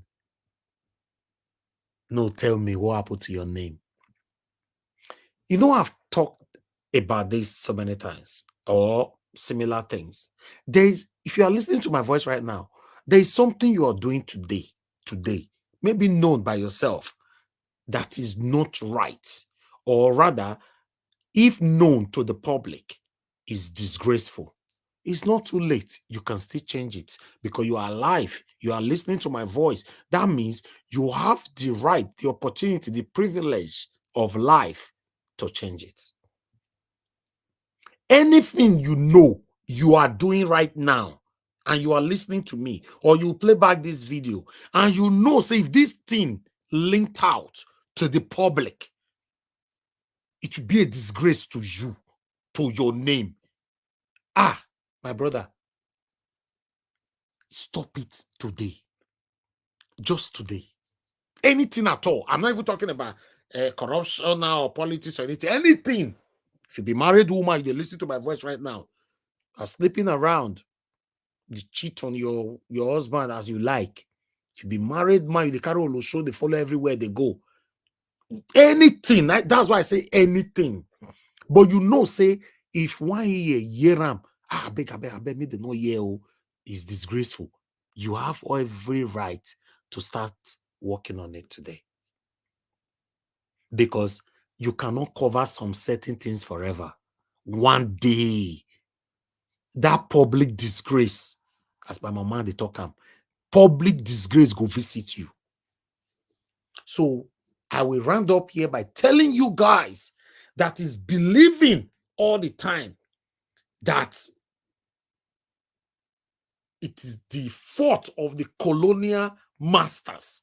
That is why our satanic leaders are doing what they are doing today. No, it is not the fault of the colonial masters. Our satanic leaders already have a mission even before they get to that office. In case you're not aware, they are all competing with themselves. They amongst themselves. Maybe you get you a roof for 8 years. Wait till you feel achieve for inside. Now, only 2 years, middle of the office now as a governor. You know what I get? This is what they do within themselves. You want to blame colonial masters for that? You want to blame colonial master for a governor that is receiving a security votes? Billions of naira every single month. A governor that is receiving internal revenue every single month. Not even the budget. You want to blame colonial master for that, for them not utilizing the money for the appropriate avenue. Come on. Come on. We are the problem of ourselves. We are the problem of ourselves. Thank you very much, my people. God bless you all. Let's have our final submission. Madam Patricia, thank you very much for your patience. Please give us your final submission, 5 minutes, if you're available. I am available, Mr. Ives. I don't know whether I should drag us back there. No. We are not going back again, please. Please, we're not going back again. Okay. But like I said, it's good to go and verify. Fine. The insecurity problem in Nigeria, with the policeman being adopted and the children and the wife and the mother-in-law. And we know now what is causing it. It's the same thing that all of us have been crying over in this platform. It's because of the wickedness of the so-called ruiners. I don't think it's Tinubu's problem. This problem has been going on. It started during Jonathan's time, And that was because they wanted to sabotage his government. And they continued. When they saw that it was lucrative, they continued. So, and during Buhari's time, they were able to inculcate them into Nigeria army and the rest. I don't know how people can now engraft terrorists into a national military. You know, I don't get it. You cannot tell me they are repentant. How? People that have soiled so much oil on their hands and they are still willing to do that anytime, to engraft them into that military Nigeria army, I think is the biggest mistake that we did, because we have a voice too to say no, even though we know that Buhari was more or less like a dictator as well, but we could have also screamed out louder, because the whole thing now is infiltrated, you know, polarized. So you don't really know who are the true, you know, patriotic soldiers anymore. Look at now, from the south and even southwest, our youth don't like to join the army. Do you understand? Because of the experience. Many that went, they didn't come back.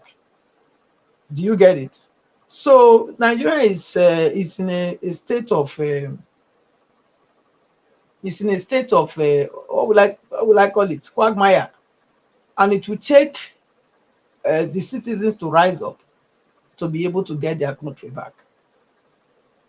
Without that, it's going to be very, very, very difficult. Otherwise, I will also prefer another thing. The state governments as well should start looking. They should decentralize this power that is vested in the center. You know, because we cannot fold our hands and be waiting for them to come and buy us. You know, so if the center doesn't want to do anything to protect you, I would say to the state government, they have to do something to protect their people, especially from the south, southeast, and southwest. We can't wait for them to come and buy us. So that's my take in regard to that. And I think that's the way any sensible person should be thinking, you know, because the bottom line is you govern people. When there's no people to govern, who will you govern? So that's what it is. So I will leave it there at the moment, and let other people speak as well, since you say I cannot go back to that. Thank you, ma'am. Thank you so much. Thank you. You know, it didn't ring a bell though. It didn't ring a bell on me. Thank you. Because you said you are done now. I will use, Madam Parish, I will use your remaining minute. I will add it to my own. Okay, thank you. Please do. All right. Let me go to Mother Rita. Mother Rita, please give us your final submission. 5 minutes. Thank you, ma'am. Yeah, thank you, Mr. Elvis. Final submission is that there are two excitements that happened to me today. The confession of Dr. Pearse and what is the exit of Mali, Burkina Faso, and Niger Republic out of the dubious, incompetent group called, or rather bloc, African bloc called ECOWAS. So, and I want to thank my origin, yes, and thank you for that definition of somebody being senile, because sometimes, we need to learn, certain words and their meaning. So, it being that the case, I don't even know why Arise TV were kind of like going back to that word. I think one of the problems Nigerians having is like a lot of us don't read, and sometimes people make comments and people don't go back to research what that comment means.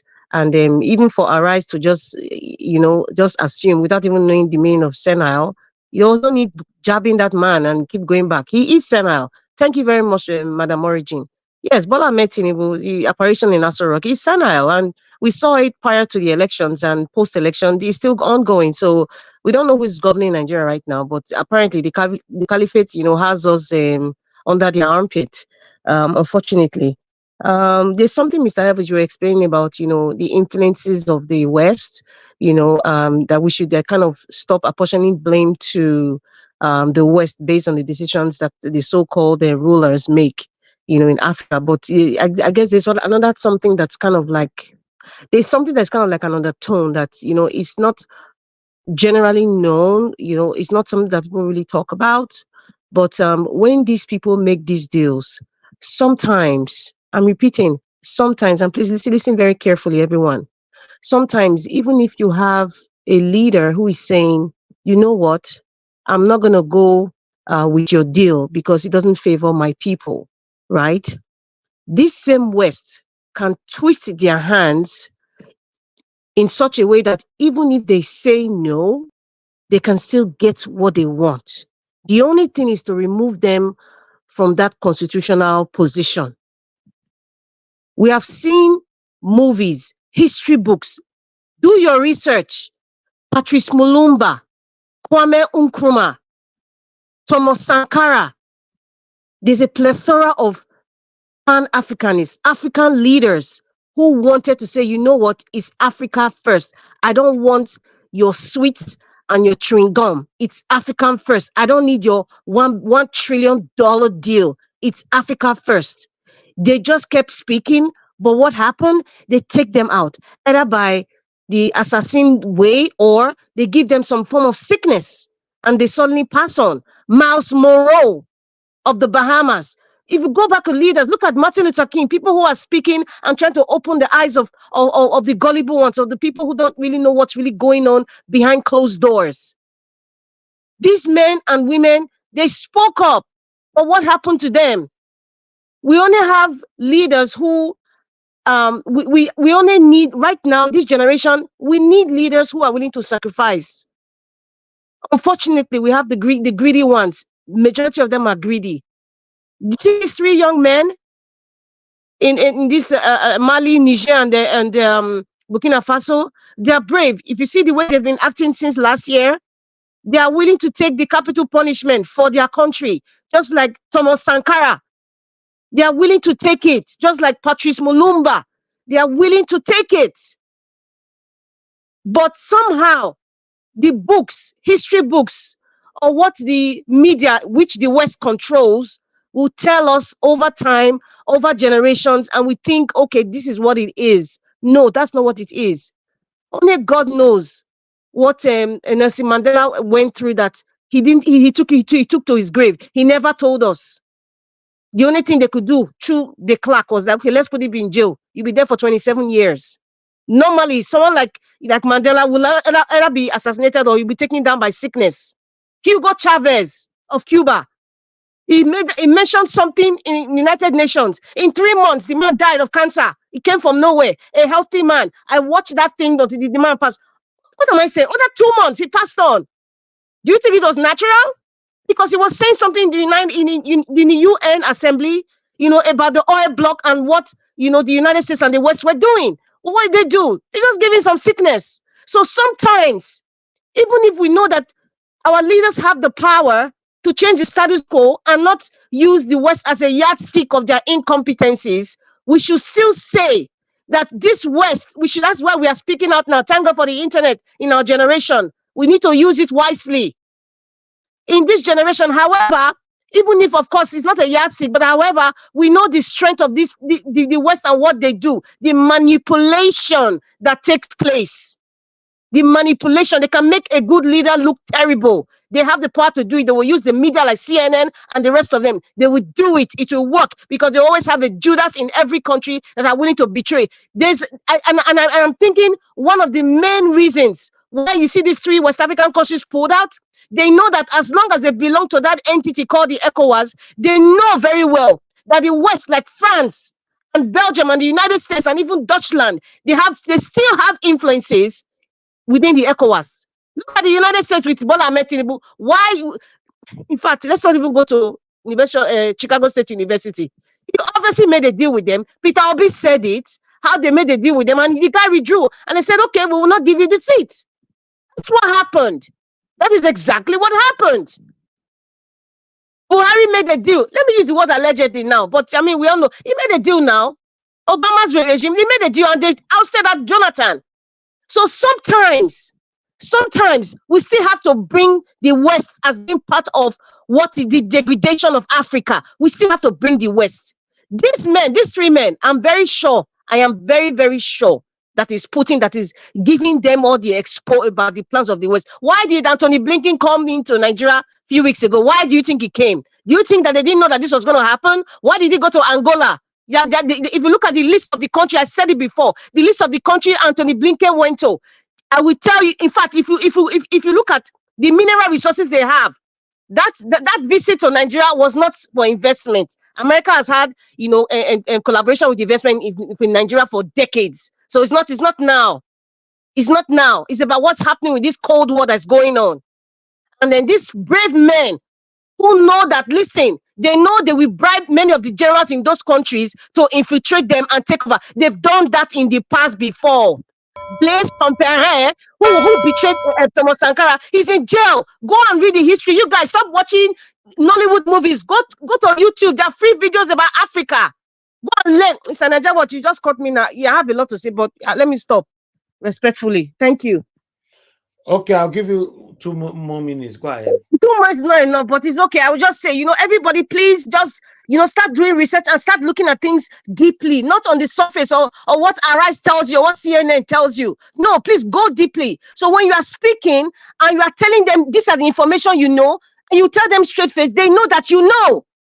And so that's why even if we're calling up our leaders and saying, listen, don't use the West as a yardstick. You have the power. The thing is that Africa right now do not have brave leaders. We don't have brave leaders. We need to sacrifice. No one wants to sacrifice. Everybody's doing a big man.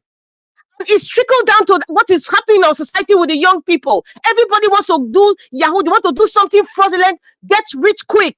Because that is what is being respected. Nobody's listening to why we are the way we are. Why many people have lost self-confidence. A lot of men and women, they have low self-esteem about themselves and who they are, even their language. These are the problems. It's triggering out to leadership. Leadership is very important. And, a lot of us, our psyche is just messed up, including the so-called leaders. Their psyche is messed up. Everybody's going to Aso Rock or wants to be friend or they want to kiss somebody's ass just because they want to be rich. Because their family member will tell you, you're a minister. What do? You build house.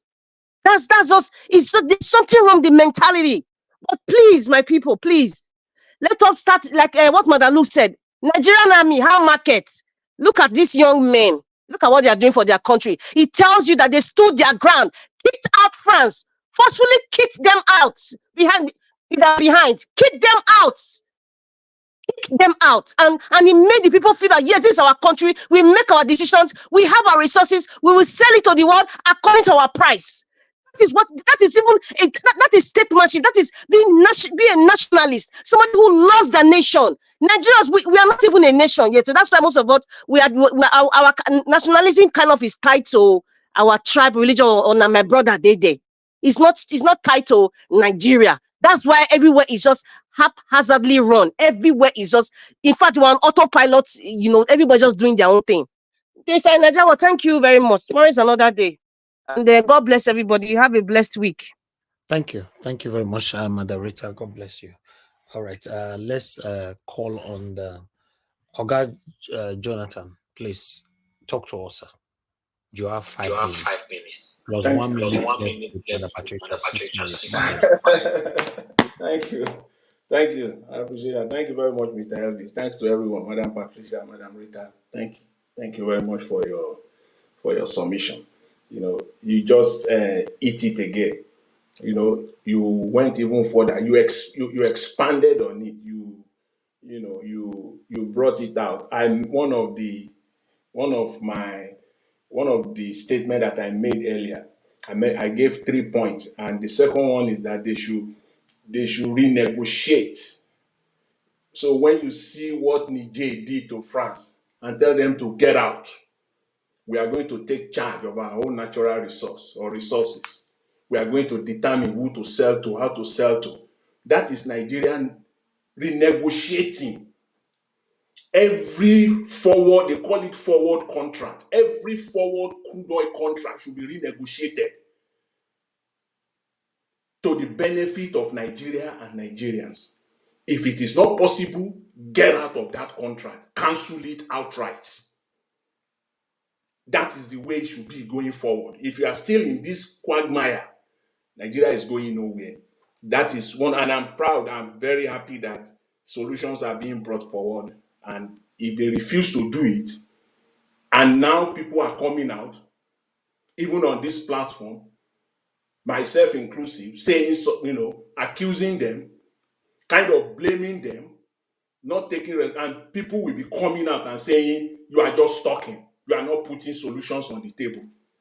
I will remind you of today to go back and check. Don't just come and say there are no solutions being put forward. Solutions are being put forward.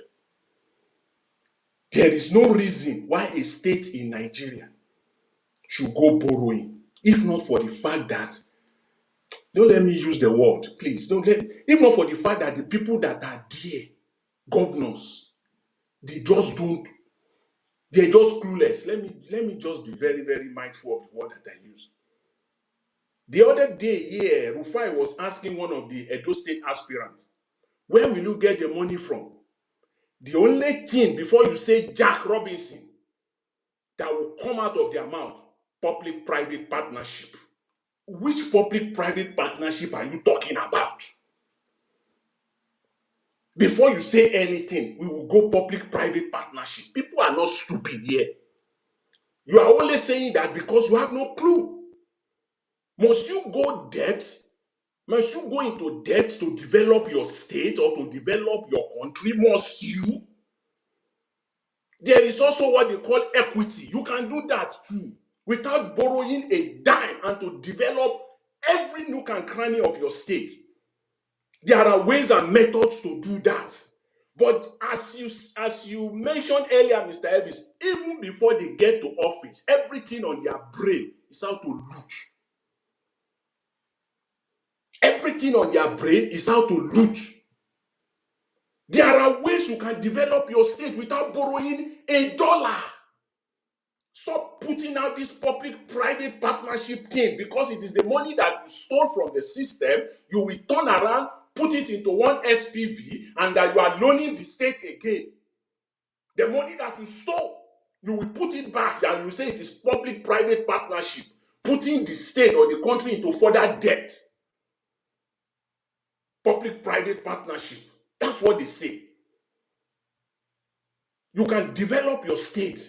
You can develop Nigeria without borrowing a dime. And if you are going to borrow, the whole world will see it.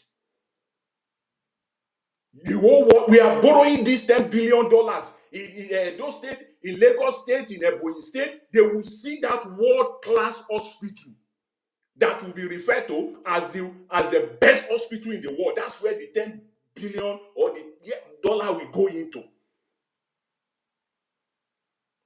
We are building the fantastic road network. The life that you will see in California, that kind of road network, bridges, not this type of bridges. This is what we are borrowing this $15 billion for. That's what it will go for. But the money that you will use to pay civil servants, the money that you will use to pay salaries, the money that you will use to develop education, that you will pay university lecturers, primary school teachers, secondary school teachers. You don't need to borrow to do that. You don't need. There are ways and means that you will put it out there through equity. You will bring this in. All this their money that they have in the West, you will bring it back home without giving them a dime. All the money will come. Ask the question. How is it that all the former Soviet Union countries, how are they doing today? Why are they developing? Why? How? All the countries, why are they developing? Why are they growing economically? You think they just go borrowing to borrow blind? How is the nation like Sweden so being so prosperous without having one singular national resource? How? You don't need to go borrowing. You don't need to put generations yet unborn into debt. before you develop the country. You don't need to do that. There's what they call equity. Use that too. Don't use the word debt. And stop using the word public-private partnership. I challenge the Nigerian media. And I know they are smart. When I say smart, at least we can talk of one or two of them. The likes of Rufai. Can put them on the spot on this public-private partnership. How? How do you want to do it? You will sell bond. Is that not debt? Where will the state see the money to be paying the interest going forward? Who are those that will invest into that public-private partnership? Who are those that you have in mind? Companies, individuals. Who are you going to run to? Before you say Jack, they will be mentioning Dangote.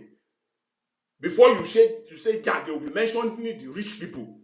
The money that is stole from the system, they will bring it back. They will say they are private partnership with the government. Stop this. And let's move Nigeria forward. Mr. Elvis, I really appreciate the opportunity, today. I really appreciate it, and I want to thank everyone. Have a blessed evening. Thanks.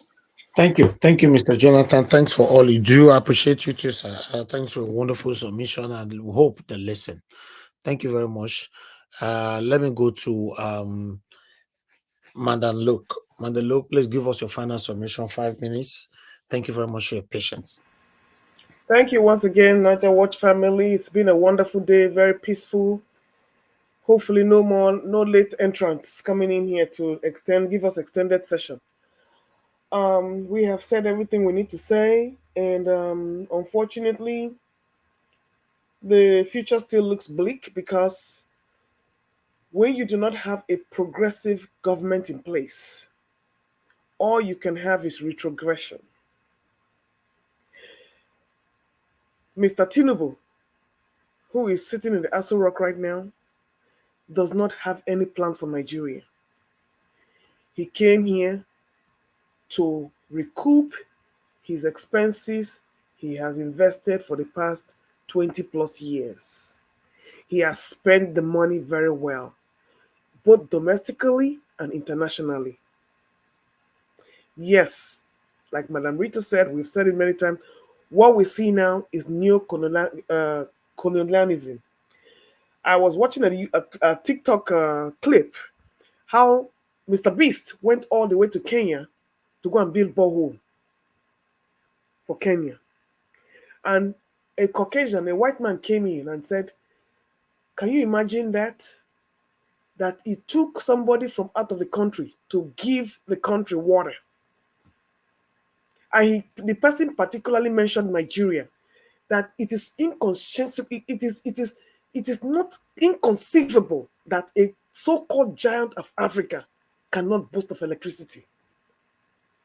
And yet you are blaming, and he said, don't blame colonialists. He said, we're out of it. Whatever you people choose to do now is in your hands. And yes, Madam Rita talked about arm twisting. You can only twist the arm of a coward. You can only twist the arm of a coward only because you are compromised and you can be blackmailed. And that is why those puppets of West Africa or African leaders can be used, because they're compromised. Like you said, look at how he took. That's why I'm not even voting. And this voting in America, I'm out of it. Can you imagine where you have your own university in your own country selling fake degrees, but because it's a president of Africa or Nigeria, you don't want to expose that person? If it was one of their own, they will not spare that person. But they want to see Africans and Nigerians, the black race, go down. So whatever they will use to spoil it, they will even help you with your own corruption and make sure you stay down so that way they can be using you and be blackmailing you. Like I said, you can only twist a coward. Look at these 3 young men. Till today, with all the embargoes they put on Niger, no water, these people, they suffered it. They suffered the no health care. They had babies in incubators. They took it. You cannot browbeat a brave person, a brave soldier. They die fighting for what they believe. Because when they look at the people that they serve, they know why they are there. And I pray they continue. Because one thing is in Africa is once you see something good, there is always a way to spoil it. It happened to Gaddafi. It happened. There's so many leaders. Patrice Lumumba, Thomas Sankara, it happened to so many leaders. Yet anyone that comes from Nigeria, they will kill immediately. You can imagine if Peter Obi was president now. Nigeria will, you see, Nigeria is not cannot be ruled by a weak person. It can only be ruled by a satanic person like Bola Tinubu. Because he knows where to push the right buttons. And it's by bribery, corruption, bribery, corruption, bribery, corruption, bribery, corruption. Nothing good can come out of this government. So what do? We have to keep educating ourselves. Like you said, they're listening. The Nigerian military, look at your mates. I keep saying it. I'm happy these things are happening. So when they look at this thing, they see how they feel. Let me see how much money, how much bribe they're going to eat that will make them sleep at night. After keep looking at these three people, these people are doing their thing, and you will see how their country will come out. I just pray that they continue to be protected. Because the next thing, these Western powers will find a way to bring coup, counter coup, coup, counter coup, coup, counter coup, and the next thing, your assassinations. And I hope these guys have it down packed at the place that they can fortify their country against foreign interference. So let Nigeria be fooling themselves. I'm not even going to say nothing about that religious matter again because there is no point dragging us back to that nonsense. And anytime you have that kind of a session to go through that, I will not be part of it. Because like I said, I'd rather have somebody put a gun to my head and blow me up than to use my mind against me while I die slowly. While you're ripping me off spiritually, financially, and it's like I'm in a mind control. That is what religion does. And that is why these pastors are able to get away with all this nonsense they're doing. To kill by the gun and to kill by robbing somebody of his mind or robbing, which is worse. So my dear people, the struggle continues. Tomorrow is another day. Thank you very much. Wow. Thank you very much, Madam Luke, for that wonderful submission. You're always hitting it. Thank you. I appreciate you. All right. Black Panther, please talk to us. Thank you. 5 minutes. Woo! Wow. Madam Luke, I said I'm always excited when you are speaking. I saw it early. I'm seeing ginger here. I'm having goose pimples here all around my hand. Thank you, ma. God bless you. You with Madarita, you said it all. The only thing I just want to say, I want to voice it out more, is our military, Nigerian military, where una dey. Market don, jungle don mature. See the people where you train yesterday. See them. They take charge of their destiny. The spirit and the forefathers of Africa, they are with them. They are three of them have stand as a bond. Injustice to one, injustice to all.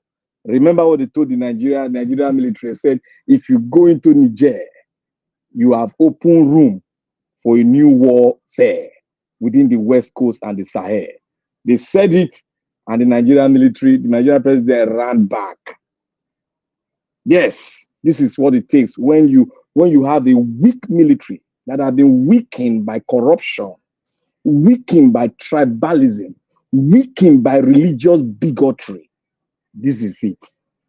Like I said earlier on, I said at the beginning, I said, look, these people are not Islamatizing anything. They're after the wealth of Nigeria because their Western partners have told them that bring more, we'll buy it in a very good discount. You can build your empire somewhere because you don't have a home. You can build your empire somewhere. That is it. That is what is happening. The religion has made the world, it has mesmerized the minds of Nigerians. Both Christianity, both Islamic, they have mesmerized the minds of men. Men can no longer think of how men can no longer think, because inside of men there is something God kept in there. That is why I say, go ye into the world and dominate. How can the man that dominate now be dominated by something else? My people, military, where una dey? Where una dey? Shame, don't shame every one of you. You swore to uphold the Constitution. Now they are using the Constitution to tie your leg, your mouth, and everything you use in your warfare. You cannot back, neither can you talk. It is time for you people to lose that chain by yourself and come out and defend your motherland. That's the purpose. Because external aggression is right in our nose, right here. You cannot do anything. They send you to go there, and somebody will give order from above. They will not do what? They will not entangle you and bring you down. For how long we great men of the Nigerian military will be brought down? You need to wake up. Wake up. Money is just a paper, a means of transaction.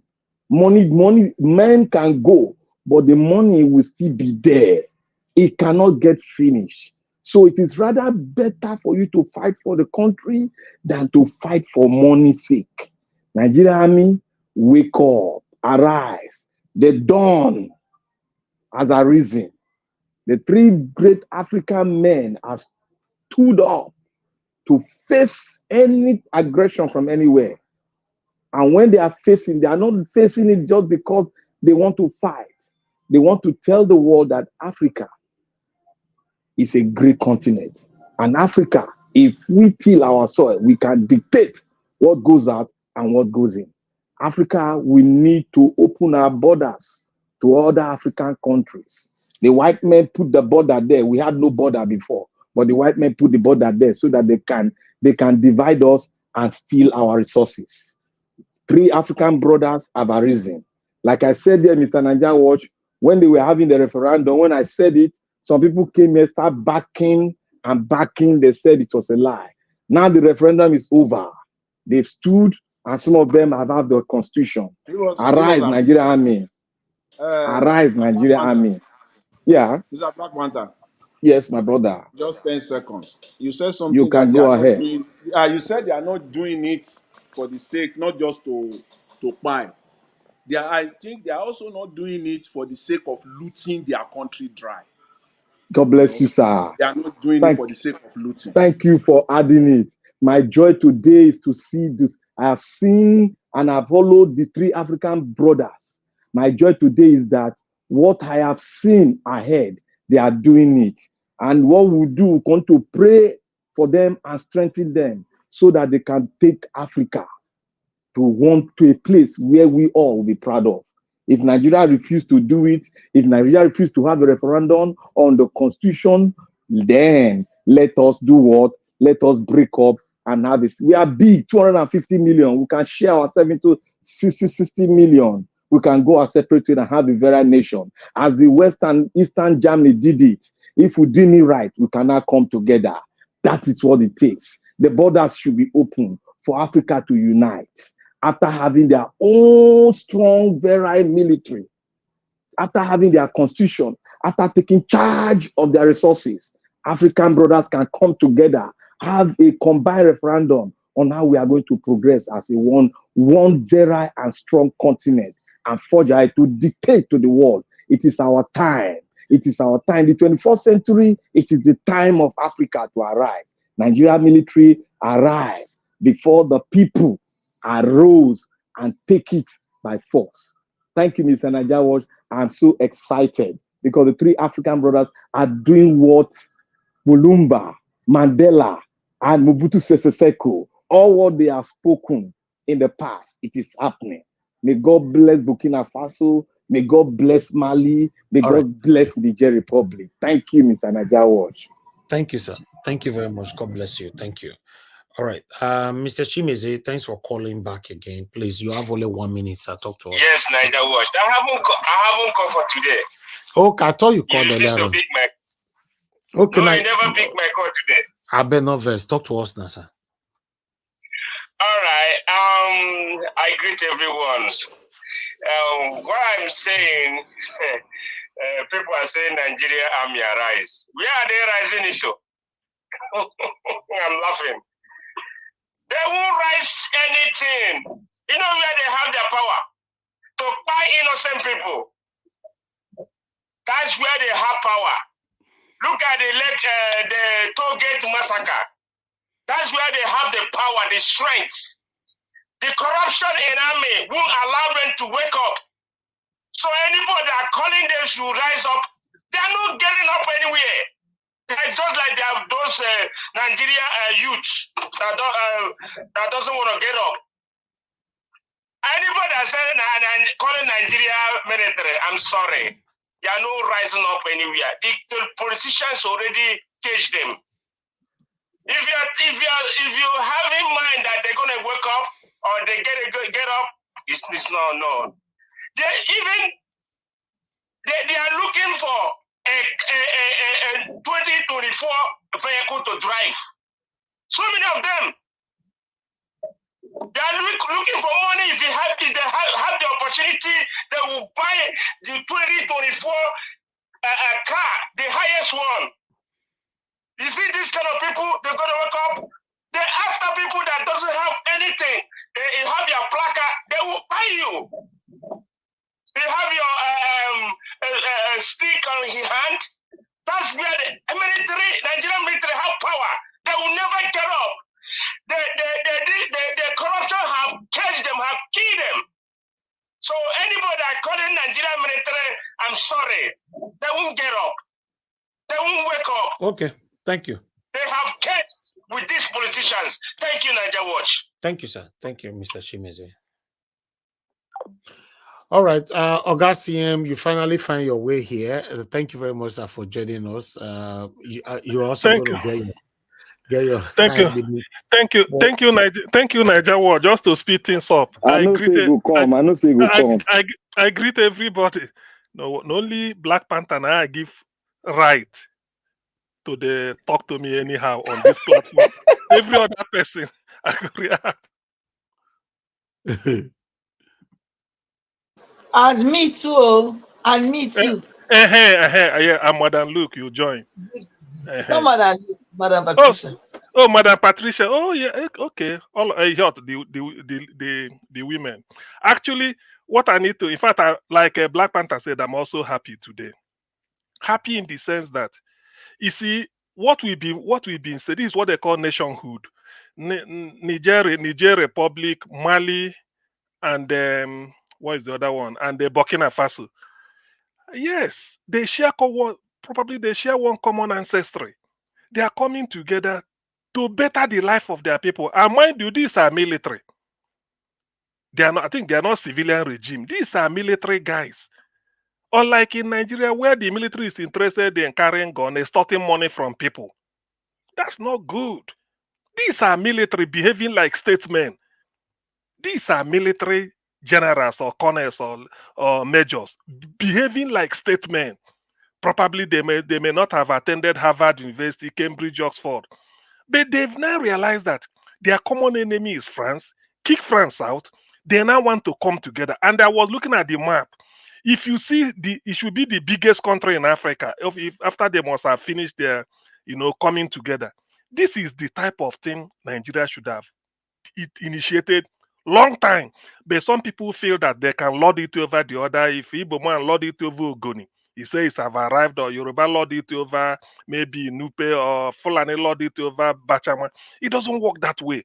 This is what they call building a nation. I'm so happy for them. In fact, I wish them all the luck. But this topic, Niger Watch, we have to revisit it. I think Alex wasn't here because he should have some historical perspective to it. We have to revisit this three countries coming together.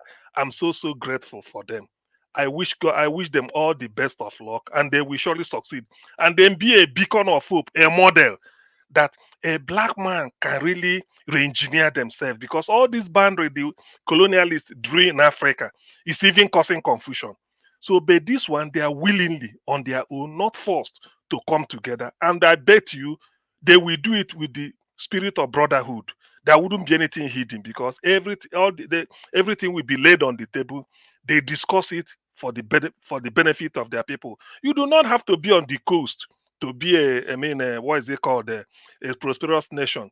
They're all landlocked, but it doesn't matter. Even some part of Mali is desert, some part of Niger, probably Burkina Faso to a lesser extent. But they are willing to come together and then make something out of probably nothing. So I'm happy for them. Then the next thing I quickly want to say is that the chap is, you see, they're not talking of impeaching Bola Tinubu. I think the guys are listening to the interview. The thing is, I said it here before, the man has no plan. He's incompetent.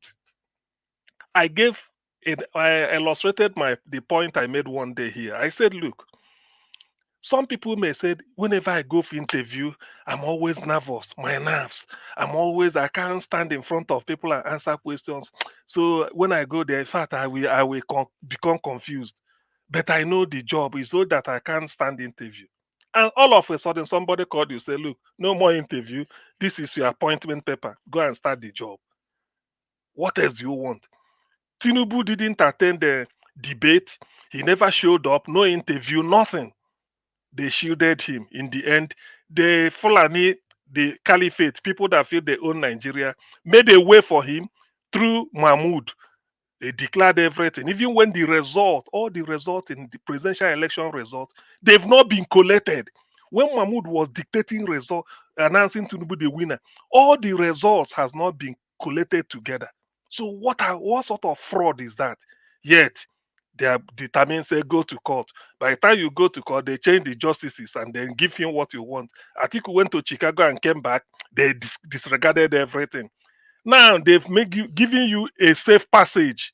What is happening? It has shown you that the man knew nothing. Like the person who said in the interview, he's senile. Old age. There's a way you will tell lies. Just like if you're a football player. You may say if you're 32, you say you are playing under 17. Oyibo go buy you, place you on one hormonal diet in the hope that you are still 16 years. Only to realize that when the food is causing you, it's like what is it called? It's reacting to your body. Because your bone have ossified.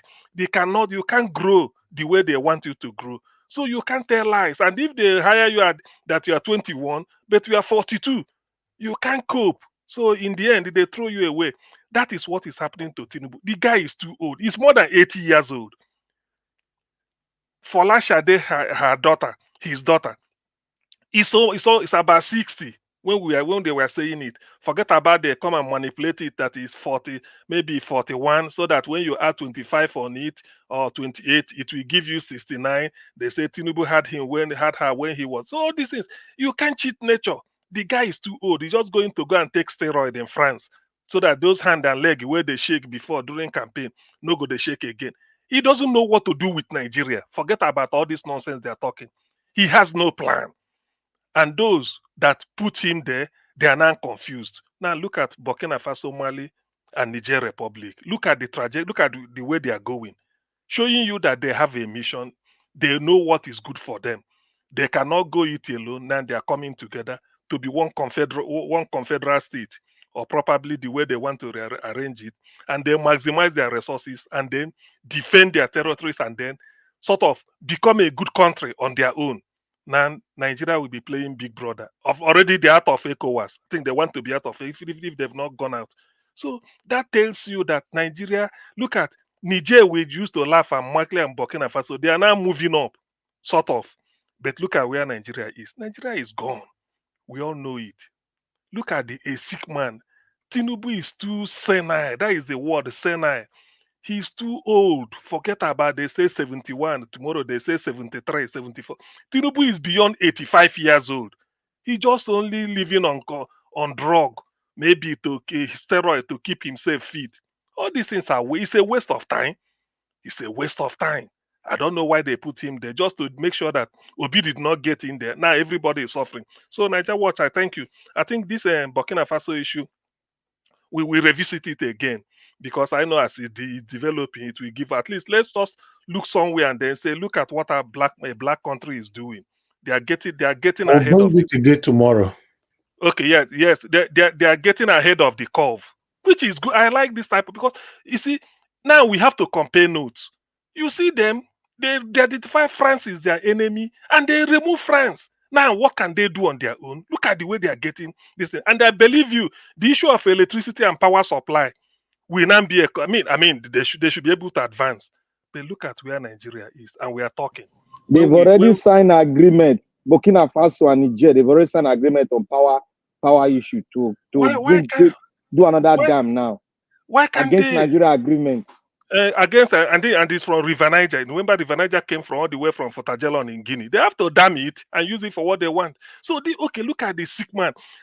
Can you picture now that if P2B had been in Aso Rock, the vitality, the vibrancy Nigeria would have been experiencing both home and their way. People will now say, okay, there is really hope.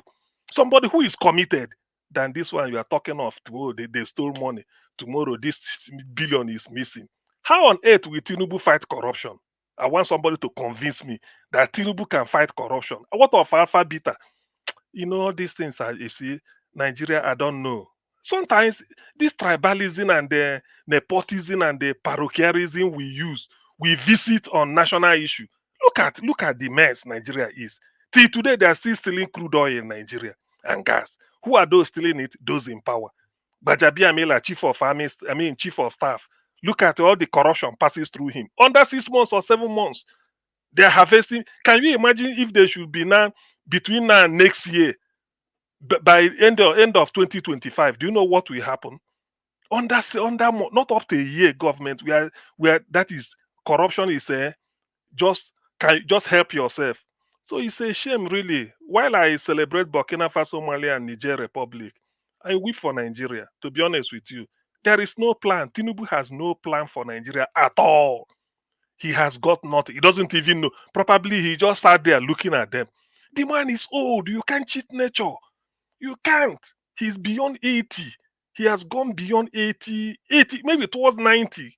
Somebody came and I think there was a revelation then during the campaign that the man should not be less than 85. One old Yoruba man said it. So, but people will just be believing that Ashewaju, what can he do? He can't do anything. He's fighting for his life somewhere in France. What is he going there to do? By the way, what sort of foreign investors are you looking for? When Shell, which more or less is the landlord in Nigeria, is packing out, 68 years, is it a joke? Being in one country, you are just like you are part of the history of Nigeria. Shell. Now they decide to go. So Shell, if there is any corporate body that knows the DNA of Nigeria, it should be Shell. Because they came in 1958 or thereabout, the moment they discovered crude oil at Oloibiri. They came in there, they used to be at Owerri Shell. There's a place in Owerri today they call Shell Camp. It's like an estate. So they've been there since. Now they are moving out. To tell you, we lamented the Glasgow GSK, Glasgow Smith Kline. They left. And then people are still talking of a foreign invest. How many Nigerians are going home from abroad to go and invest in their local government or in their father's compound? How many Nigerians are doing it? Now you want a white man to go and bring his hard-earned dollar to come and put in Nigeria. Well, if that impeachment is what it will take, probably, because we can't continue like this. We cannot. Very unpopular president. Nothing is working. Even those that voted for him, what are they? What are those people with those brilliant ideas? Give him, let him save the naira. No way. Nothing is happening. Nothing like addressing production, poverty, ravaging the country, insecurity. You can't even mobilize soldiers. Even the ones picking that are wanting toll everywhere in the southeast or south. You can't even mop them up, send them to Plateau to go and dislodge those people. Nothing. It's just like aloof. Your home is burning and you are going to go and sell it. Oh boy, look, this country, I don't know. Anyway, well, probably Niger is to maybe Nigeria. Some people from the north will be, maybe they will looking towards Niger, trust Nigerians. Some people will be jackpying from that side. Say, make I go Burkina Faso. That's him. You go airports now. Make some jackpot go Niger. May they leave our country for us. Look, it's possible. Look, Black Panther, it's possible. Don't underrate it. Yes, because it's human. It's part of human nature. What they call natural osmosis from the region of lower concentration to high concentration. That is what they taught us in biology. So it could happen. Thank you, Niger Watch. Thank you, Augustine. At least thank you for the chance. Thank God that you came in to put in your voice. So that's why I gave you enough time to talk. At least you still managed clinch 11 minutes. That's long, you know. Thank you very much, sir. I appreciate you. So we are going to continue for Oga Niger was sorry. And this should be the last 11 minutes for CM for coming late. Exactly. Now you teach me. So now you teach me. I learn from you. Thank you very much. I like the fact that everybody is putting in their effort for how we can have a better country. So yeah, it's not a one man's job, it's a collective effort. May God bless every one of you that came into the panel today. Thank you very much, my people. I appreciate you all. Thank you, Madam Luke. Thank you, Madam Patricia. Thank you, Madam Rita. Thank you, Mr. Jonathan. Thank you, Black Panther. Thank you, Augustine. And Mashola came in earlier on anyway, but he couldn't stay that long. Maybe he was going somewhere. For those of you that called in, thank you very much, my people. Thank you, Madam Origin, Oga Chris, Oga Shimize, and many others, Mr. Ben, and many others that called in today. But God bless you all. Thank you very much. Yes, I got a support today from Jeko Obedient. Thank you very much for your super chat. I appreciate you. May pocket never run dry. May God bless every one of you that is supporting us on this platform, financially and otherwise. May God bless you all. You coming here to put your voice there. You're already supporting us. You're already putting your voice. You're already doing your part for us to have a better Nigeria. One person, not go fit one. Let's continue to do what we're doing. These guys are listening to us, you know. So yeah.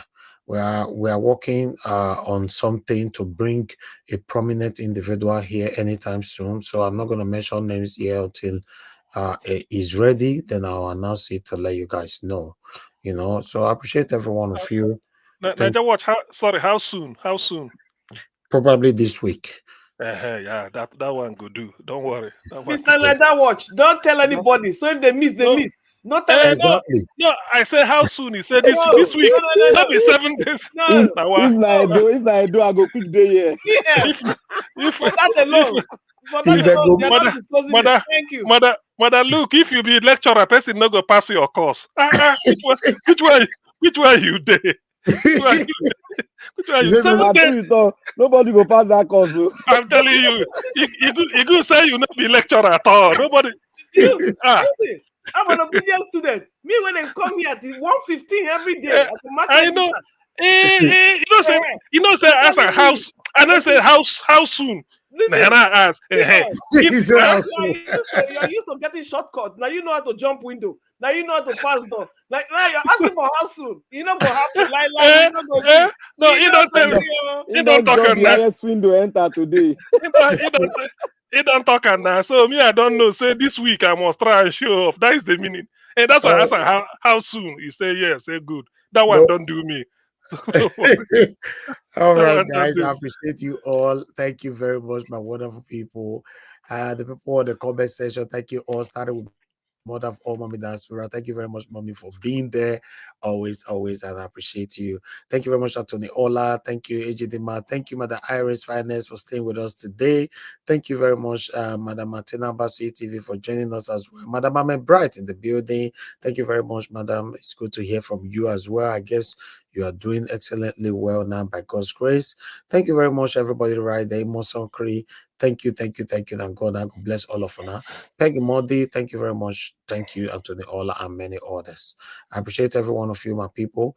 Yes, I'd like us to round up this show right now because it's been a long day. Thank you. Please help us to press on the like button, help us to share. For those of you that are going to be joining us again, or rather, that are going to be watching this video later on, please endeavor to subscribe to the channel, hit the notification bell to be notified whenever we are here, and also like and share our videos, join the membership program, and to encourage what we do here. Click on the super thanks as well to encourage what we do here. And people, now here we draw the curtain. God bless you all. Good night. No more bad government in Nigeria. Niger what? The only media that have been consistent speaking against the bad government and for the purpose for reformers. Niger what, yo?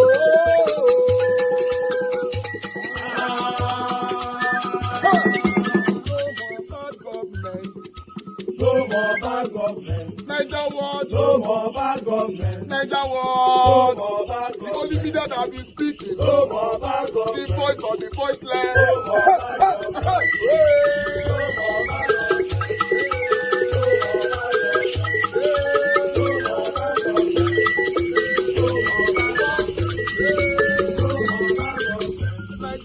No more bad government. For the poor. No more bad government. Niger what? No more bad government. Niger what media.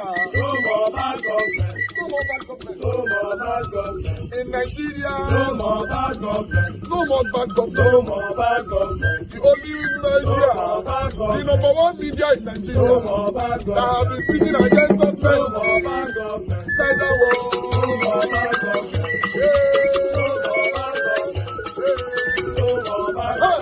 Niger what, yo? The voice of the voiceless. The voice of the voiceless.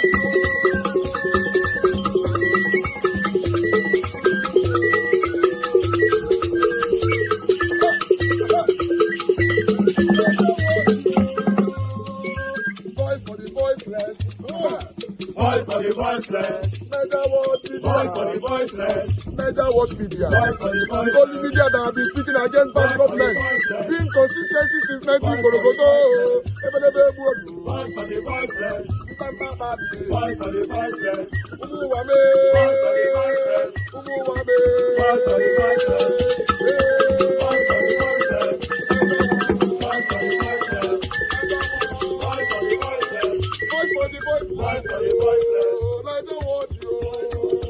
We have been seeing all you guys have been doing, and we recommend to everyone in Nigeria.